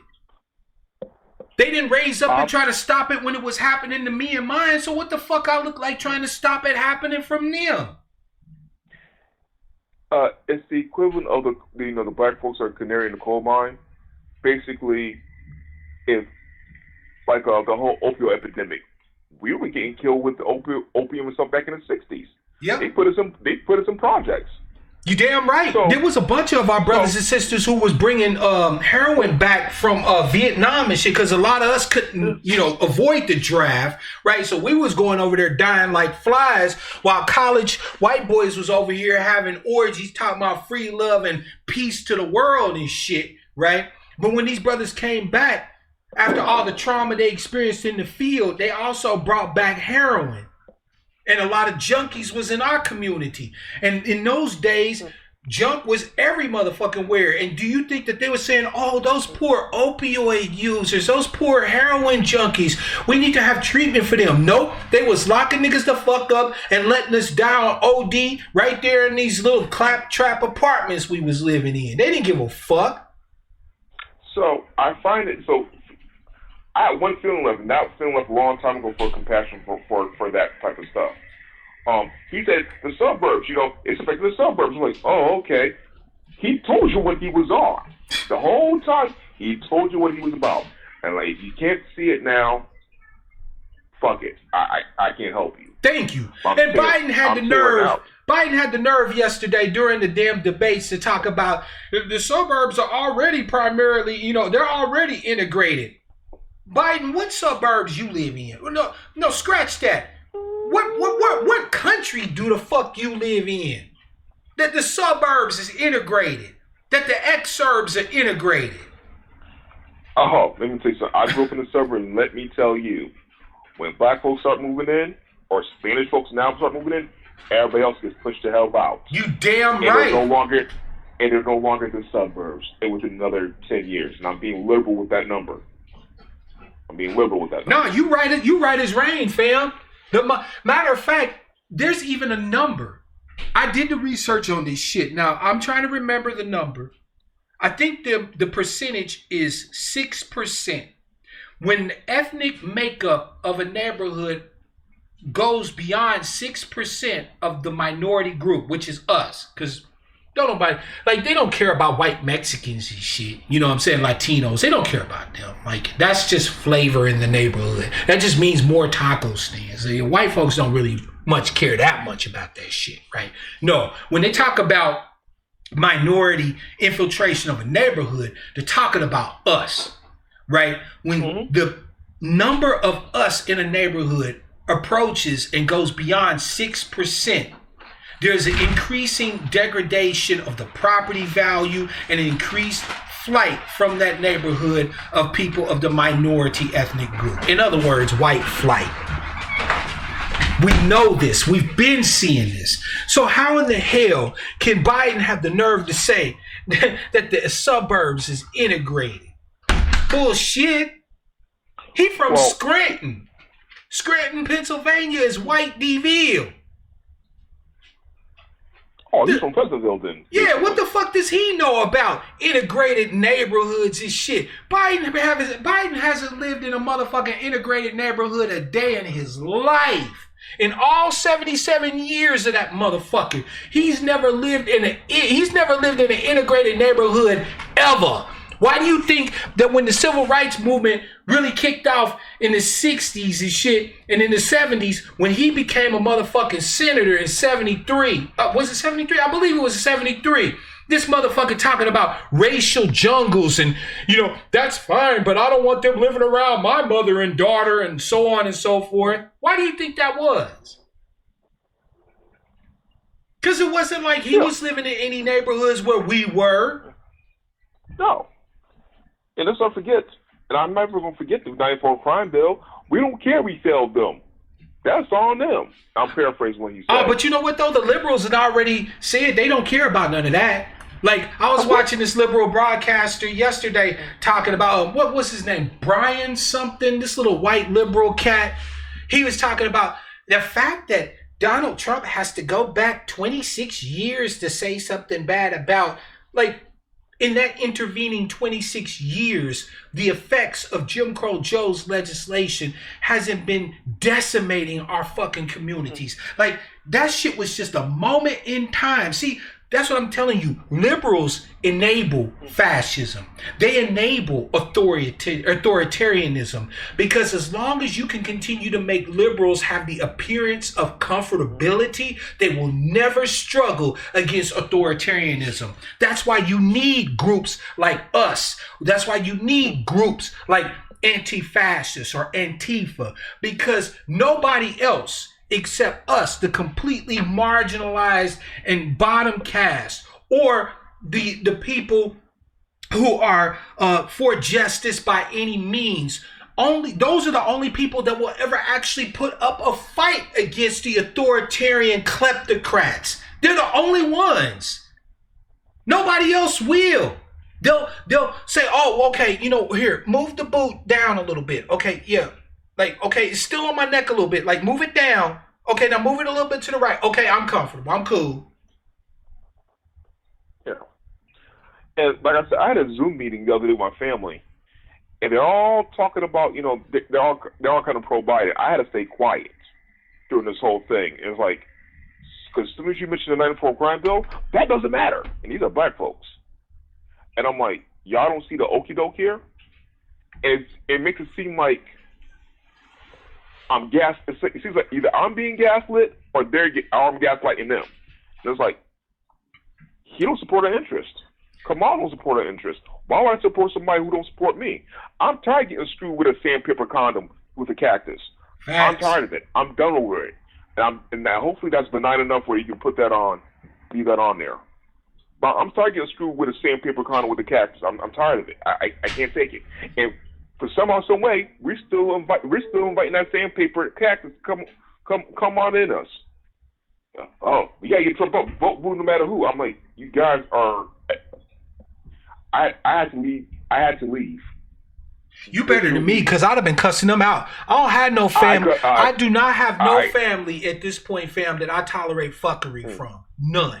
Whenever we talk about politics, I tell it to them straight. I tell it to them like this. I say, we need reparations and we need that shit yesterday. And if you're not talking about that, and if your chosen candidate ain't talking about that, fuck you and fuck them.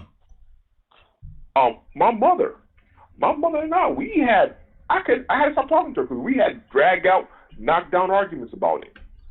About the quote for crime, how Kamal locked up so many people, and so much corruption. They had to let a lot of those people go. You know. Yep. Well, she assisted. Look, I don't want to hear all that crap. And what? We got tricked last time with that milky, creamy Obama guy. Okay? I did too. I ain't gonna lie to you. I rode away for like the first 5 years. Mm-hmm.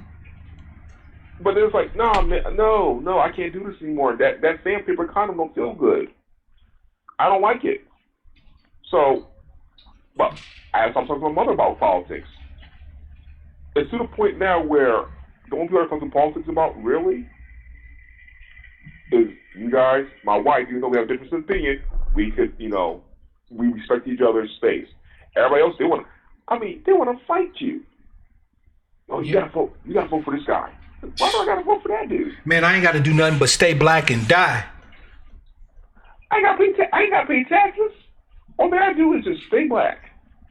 Shit, the motherfuckers like Donald Trump don't pay taxes, and they thought that was really a swerve. That was really gonna just eat Donald Trump up. Not even realizing the fact that everybody looked at that shit and said, "Shit, if I could get away without paying taxes in this motherfucker, I would too." He said, no. Chris Wallace asked, "Well, is it true that you only pay $750 in taxes a year? No, $750 in taxes, federal taxes a year, right?" Yep. And I'm like, "Why are you asking that question?" Here's the thing: you don't have to show your tax return. Presidents do that to give a form of security theater. It's a transparency theater. There we go. Yep. Thank you. It's transparency theater. Great choice of words, fam. So that's all that is. They don't have to show the tax return. Yeah, there ain't no law about that. Matter of fact, if Trump told them motherfuckers tomorrow, you know what? I ain't showing y'all shit. There's nothing you can do about it. All they can do is be mad. Like, there's certain things that are frowned upon, so presidents never did it. But it doesn't mean it wasn't illegal. It was frowned upon. It wasn't illegal. Like, and the crazy part is, though, fam, is that, again, this comes back to the fact that Jim Crow Joe Biden had his hands on the motherfucking levers of power all these years, where he could have actually changed or pushed through changes to the tax code, where he could have actually held these rich bastards to a higher tax standard, and so on and so forth. And he didn't move a fucking inch. So you don't get to sit there and tell us I failed for 47 years, promote me. You don't get, now only a white motherfucker in this country would fail for 47 years and then expect to fail up. Everybody else, you fail for 47 years, you end your life in obscurity. Right? You 40 some odd years old or whatever the case may be, and your whole life you ain't done shit but fuck up. Ain't nobody gonna respect you. Ain't nobody gonna be trying to give you more opportunities to fuck up shit. They gonna be like, nigga, life was wasted on you. Good luck. Alright, you know how black folks work. If you're in a car with a bunch of black folks, you make 3 suspect lefts. You ain't driving the car no more. Facts.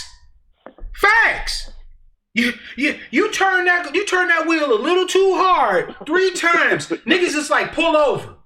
You get the fuck about this driver's seat. Somebody else get up here and drive this motherfucking car. But we'll let a politician fuck us over, rob us stupid, do the worst shit imaginable to us for decades, and be like, well, he said he was sorry. And in hindsight, he would have done it differently had he known better. No, Mark, you got that wrong. You got that wrong, man. They'll screw us over and we'll say, yes, sir, maybe we have another. Another one. Go DJ Khaled on them. Another one. I can take it.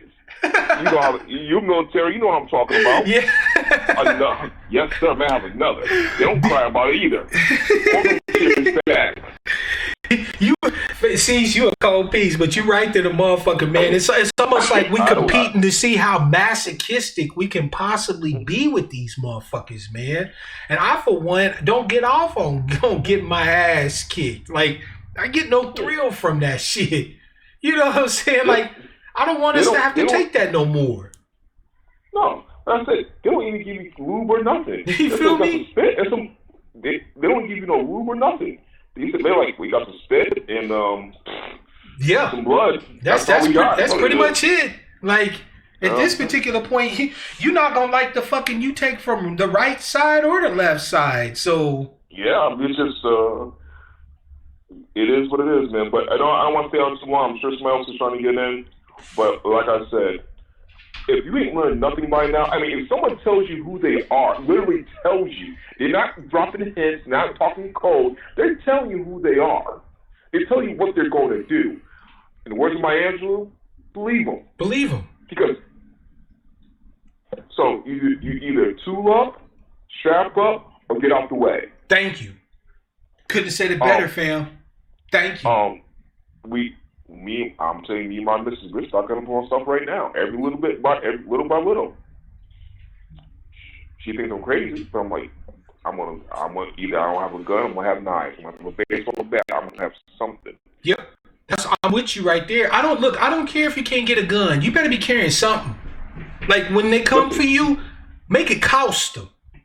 Listen, you get field hockey sticks, you get golf clubs, you get baseball bats. If you ever listen, the way I was raised, there's no such thing as fighting dirty.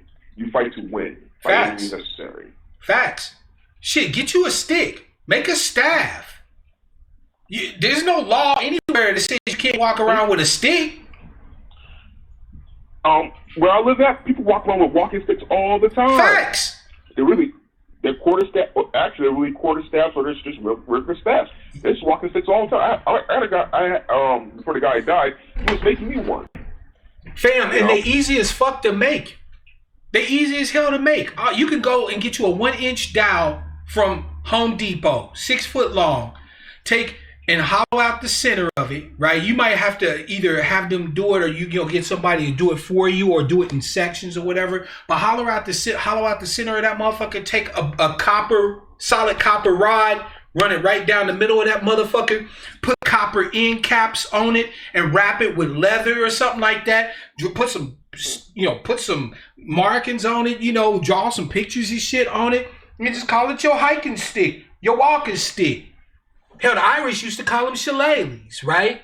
If you can't carry nothing else, you can carry a goddamn stick. But you can't be unarmed out here in 2020 and be black. That don't make no goddamn sense. Yeah, so like I said, you need to tool up. You need to be prepared because something's coming. Yep. You absolutely right, Cease. Seriously. You got to do it. If your nigga senses ain't going off, spidey senses ain't going off, then there's a problem. The problem with people is, one, we're socially castrated. We walk around all whimsical, like, shout out to DS1. You walk around whimsical and you think everything's sweet. Mm-hmm. It's not.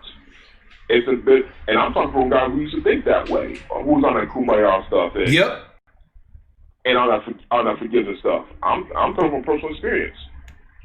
All I'm saying to you is this: you keep walking around all whimsical and stuff like that, like nothing's.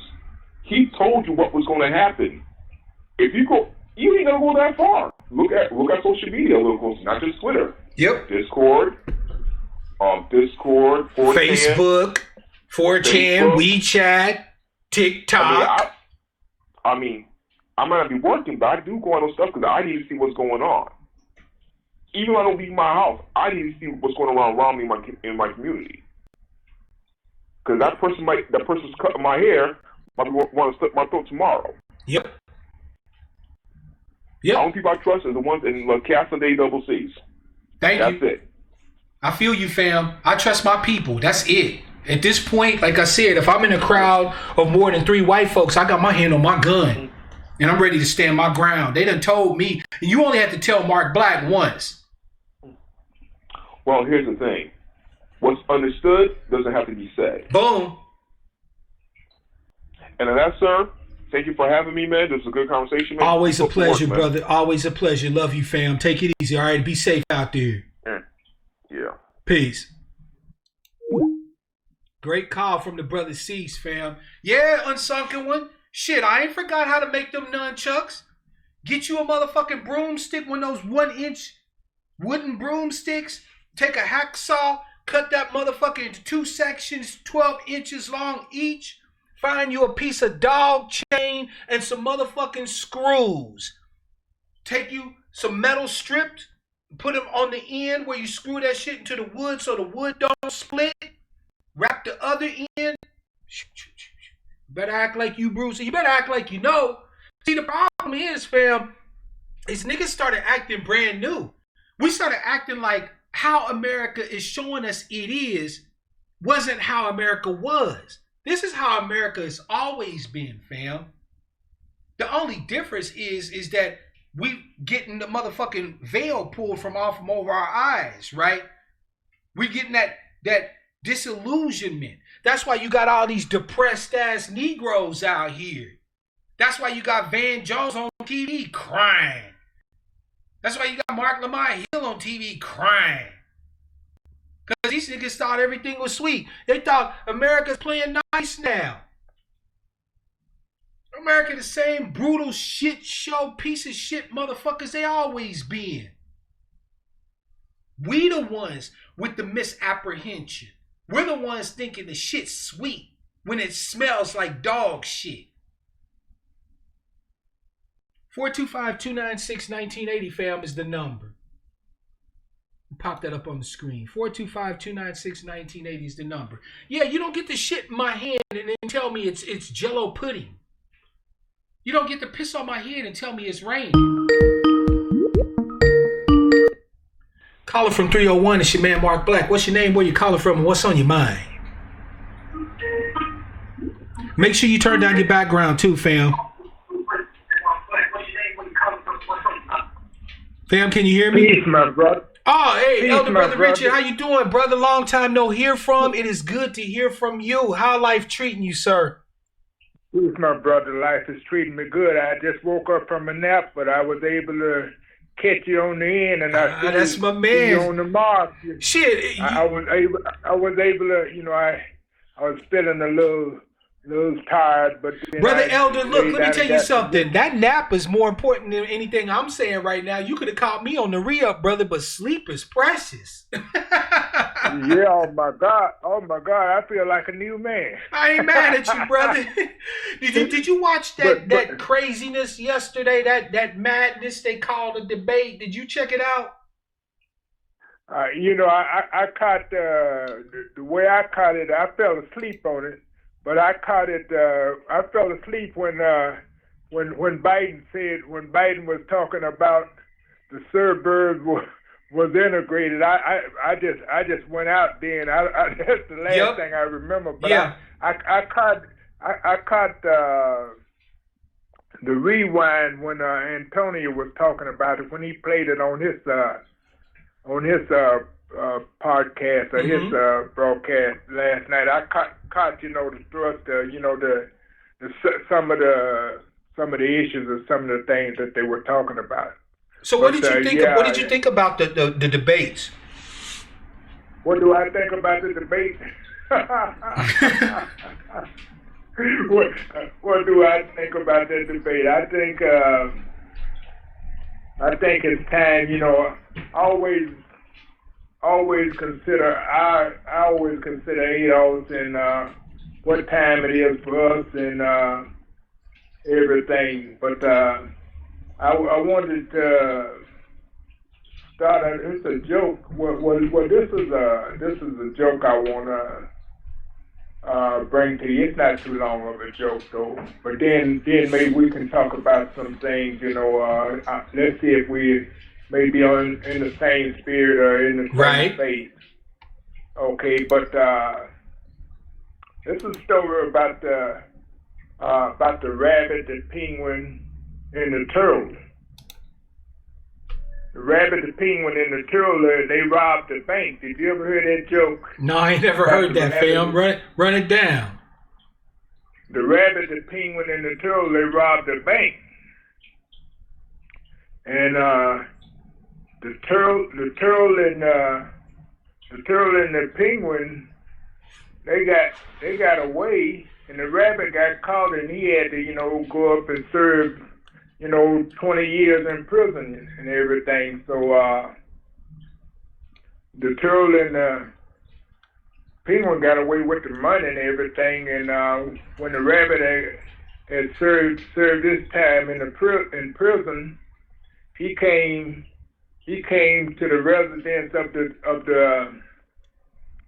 the turtle and the penguin, and he rang the doorbell, and the butler came to the door, and the rabbit said, "I'm here to." He had come, he wanted to get his cut, Right. They was living lavishly and living good and so forth. So the butler came to the door, and the rabbit said, "I'm here to see the turtle and the penguin." He said, "I'm here to see the turtle and the penguin. We got some business to sell." Right. And the butler said, "What?" He said, "You mean Mr. Turtle and Mr. Penguin?" No. He said, "No, I'm here to see the turtle and the penguin." He said, "No, you must mean Mr. Turtle and Mr. Penguin." He said, "Mr. Turtle is out by the well, and Mr. Penguin is in the den." And he said, the rabbit said, "Well, you tell them that Mr. Rabbit is here with the shit."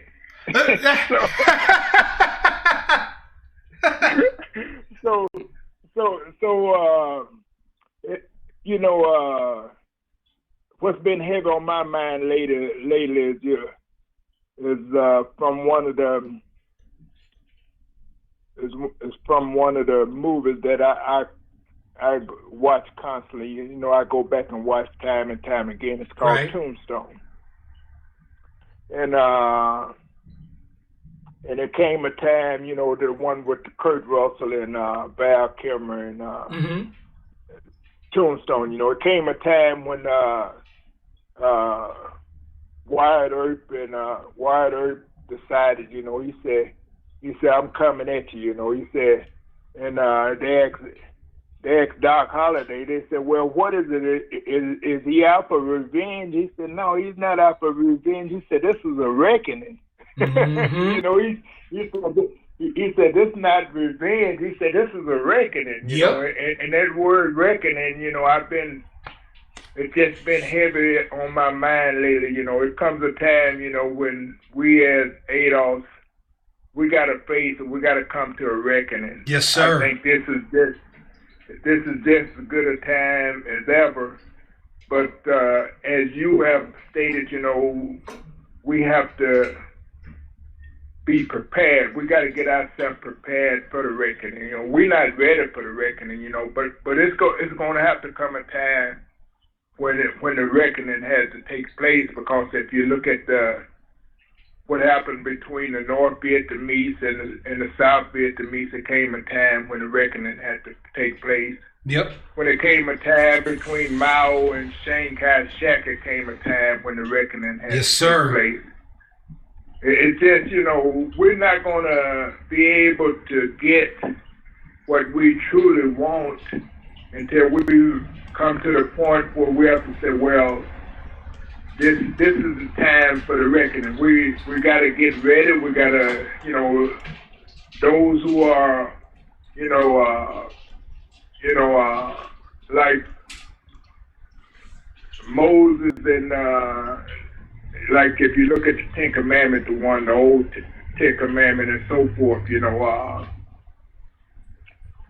when Moses had gone up to the mountain and they had those who were was anti Hebrew and so forth, they decided they're going to build a golden calf and everything, and then Moses came back down from the mountain and they were just celebrating and everything. Even the stunt supporters and everything were celebrating, and then Moses realized he went up on top of the rock and he said, those who are for the nation and so forth, they come on this side, and those who are not for the nation, they go on the other side. Those who are not for the nation. So that was a reckoning, There came a time when you have, it's going to come a time, it has to come a time for us to get where we want. It has to come a time we have to have a reckoning. We have to sell all accounts. We have to realize who's for us, who's against us. Yes, sir. And everything. We have to take all that into account. But my thoughts and my prayers is that we can begin to prepare for this reckoning. What steps can we take, or what actions can we take to get ready for the reckoning? I know you had stated, I would think it was one of your broadcasts, or one of your messages a long time ago was that we should, have a pack, action pack, or we should have some type of group that that could put resources and so forth to get certain things that we want politically and so forth. I know Yvette, she had stated that she had presented that on the table. How did people really feel about action pack and so forth? But she didn't do too much follow up on it. But we have to, whether it's a foundation or an action pack, but we gotta have some be able to put resources where we need them and so forth. If it's into, as you say, it's into gun training, it's into this type of training or whatsoever, because we gotta get rid. It's no way around it, It really isn't. We can't get around it, brother. We can't get around it. He's talking about the suburbs integrated in the inner city of Washington, D.C., where I stay in Maryland, but in the inner city of Washington, D.C., in the gentrification areas, they not even integrated. That's facts. About the suburbs integrated. You go down to the 8th Street corridor before the riots and everything, and it looked like Georgetown down there. Man, don't come telling me. You go to Georgetown and see, you might have a few Michael Dysons and so forth over in Georgetown. Yeah, but you're not gonna see us over there in any real numbers. It's not integrated. Yeah, man. Don't come pulling me with that bull jive. But man. that's his job, though. See, that's what I want our people to finally figure out, what the role truly of the Democrats have been for us. They are fake opposition. That's Biden's job, is to keep us buffaloed, right? Keep us thinking this shit is sweet, so that we shut up, so that we don't complain, we don't protest, we don't squawk, we don't prepare for the reckoning. Like, Brother Elder, you're absolutely right. There's a reason why I specifically use the word reckoning, right? Because words have meaning. And a reckoning means, like you said, a settlement of accounts. This means that when we're finished, this transaction is over. That's it, right? And so that's hugely important. But the issue becomes then, right? How do we prepare for that reckoning, right? Well, you can't prepare for a reckoning when you don't even realize that you're in a negotiation or a trade, right? In other words, if you don't even realize that there is something that you're owed, or something that you need to be getting out of a situation, or whatever the case may be, you can't make a reckoning. You can't settle the accounts, right? So part of the Democrats' job is to convince us as black folk that everything is already settled. that all the historical injustices are dealt with, that everything has been addressed, and we're in the end of history, right? You know, we're post-racial, and everything is just everything. We're all one big mass of Americans. But in order to do that, though, Brother Richard, they have to do that and find a way to convince us of that in spite of the evidence to the contrary, right? It's like that. It's like that old saying, Brother Richard. I know you're going to appreciate that one. You remember that old saying, who you going to believe, me or your lying eyes? Right? Like, that's how we get treated by the Democrats. What are you going to believe? Your lived experience where it's clear that the fuckery still continues, or what we talking about? Right. And continually, we find a way to justify, to continue to buy into this idea that is patently false. But one thing that I can say about Donald Trump and company is that pretty soon our options, as far as how far we can be able to go to ignore the truth of our situation, are becoming quite constrained. Like you said, if I'm telling you straight to your face what's going on, what's really gonna happen to you, you ain't got too many options on trying to say something otherwise. If I tell you I'm gonna slap you in the face, and I'm winding up my hand and lotioning my palms and shit and getting ready, you look real stupid sitting there saying I'm doing something otherwise. Right. Yeah. So, you know, Brother Richard, I mean, you always give us a word, and I think the word for today is definitely reckoning, right? We need to understand that we can't get anywhere in our claim for justice, our cries for justice, until we bring America as a whole, kicking and screaming, to a reckoning.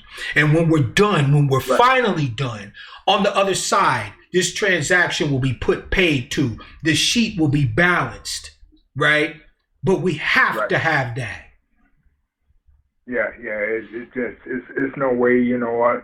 I know a lot of us would just like to, you know, live in peace and harmony, and you know, and just, you know, get by, you know, or just, you know, have, you know, to think we are, you know, in peace and everything. But it's a reality, you know.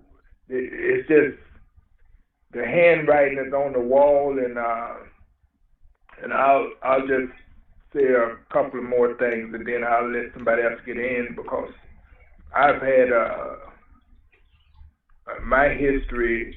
I've had some experiences in my history that has taught me, you know, very well, you know, and I've, you know, and I've revisited, you know, certain times in my life, in my experience. I remember when I lived in, you know, I was born in Missouri like you. I was born in St. Louis, but I was born in Missouri, raised on a farm. I had the farm experience, the southern experience, and I went to the city, and then I had the city experience. And then while I was in Detroit, my time in Detroit, which was about 18 years, I had the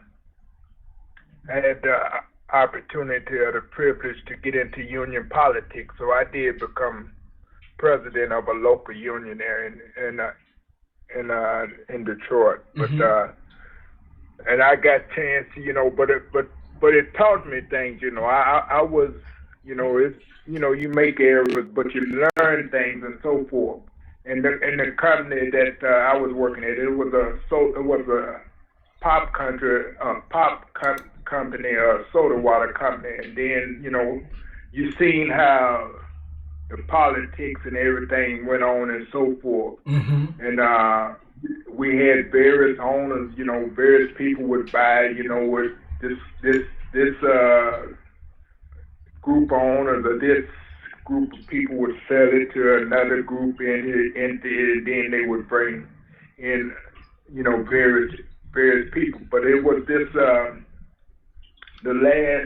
with my experience in union politics when I was president, and we would negotiate we're doing collective bargaining, and so forth.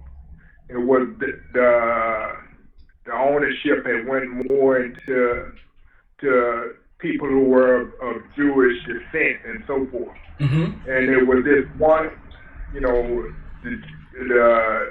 this Jewish representative or this Jewish management. He was up like the vice president, but he wasn't the president of the company. The president of the company was really European descent, but it was Jew. You could still be Jewish but he was up white. No, I know what you mean. I know what you mean. But this Jewish person, when we were negotiating and everything, he didn't care anything about the rules and regulations. All he was there was counting the money. Yep. His eyes, when you start talking about the money, his eyes would light up, and he had his legal pad and everything, and he'd be writing and everything, But when you said anything, when you said something about the money, oh man, that was just like a bell went off in his head. If you talk about getting a penny here, a penny there, and so forth. But this is what we've got to follow. When we look at politics. I had a couple of courses in political science when I was going to school, but politics deal with who gets what, when, where, and how. That's politics. It's all about the money. And looking at the debate last night, and if you follow the money, where is the money? The budget, because the federal government gonna have money that they're gonna be dispersing here and there. Where is the money going in a Biden's administration, and where is the money going in the Trump administration? Biden has stated that he doesn't want to defund the police. He doesn't want to take any resources from the police. So the police is going to continue to get the bulk of the budget, bulk of the money anyway. The police. Yep. The police is going to keep on with their budget and everything, and nothing is going to change. So they have no incentive, no reason to change their action because they getting paid. The police is getting paid, and they're going to continue to be corrupt and everything and it's going to be business as usual. Yep. Trump has said that he's not going to defund the police, so they'll be able to get tanks and this and that and, be able to send their children to college and all that. So where is follow the money? We're not following them. We're not following the money. We're talking about where Trump said this about this, and Trump said, but follow the money. In economics, if you look at the federal government budget, the military is going to continue to continue to get what they get. Everybody going to continue. So what's left for us? What are we going to get? Good question. Brother Richard, I'm telling you. People make this shit so complicated. But like you said, follow the money. Like, where's the resources going? I don't give a damn about people's rhetoric, right? We should trust politicians' actions barely, and we should trust their words not at all. Like, I don't care what a politician says. I want to know where the resources is going. Right? And if you continuing to fund the police, like you said, you continuing to fund the military, like you said, you continuing to fund all this other shit except us, what else do we need to talk about? What else is there to talk about?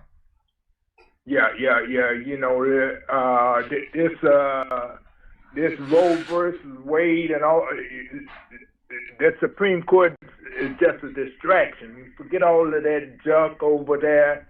It's time for us to look at the money because we can't, we can't eat Roe versus Wade. We can't eat all of this other junk over there.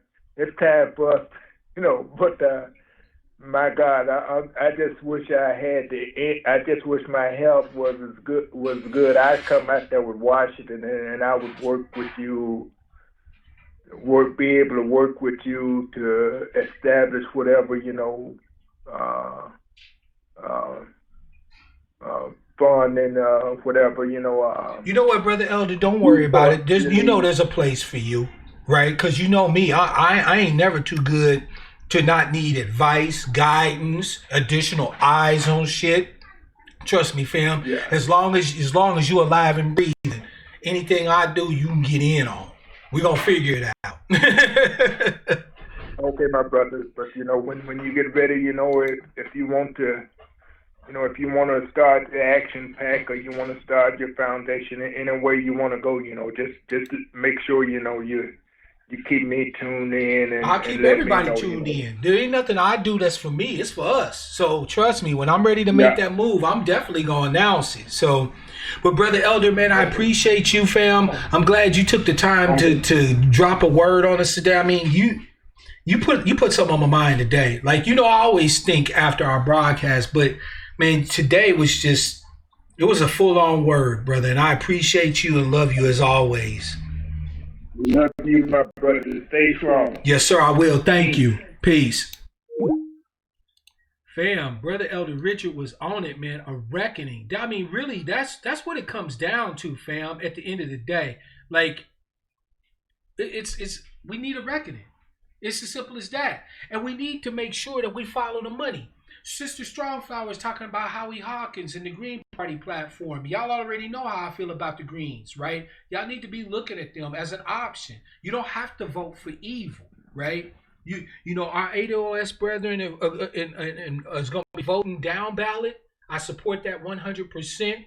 Whether you vote Democrats or Republicans down the ballot, I don't really care, right? At this point, I don't have no critiques and no criticisms for anybody's efforts to fight back against this rotten motherfucker. But understand, we can't be discarding any options at this point. And we need to keep our eyes the fuck open. Period. Like, period. We can't be playing around. We have to keep our heads on a swivel. Because if you think that justice, clean air, water, resources, peace is going to be on the table under a Biden administration or a Trump administration, like I said from the beginning, you ain't got sense God gave a squirrel. So, fam, with that, I'm going to go ahead and start to wrap it up. I want to thank you all again. Thank you to Adric for the love via Super Chat. Fam, get the strap. Like, if you take nothing else from this broadcast, understand these fools are not playing with you. There's no more discussion that needs to be had. When they're telling you that basically they're going to give carte blanche, a free reign, right, to other citizens to attack you by any means or method they can conceive of, there ain't shit else to be talking about. Get the strap, get with your people, plan well, get ready, stay ready so you don't have to get ready. And fam, until I see you again, until I talk with you again, as always, I wish you all love, peace, prosperity, and power. Real power to our people.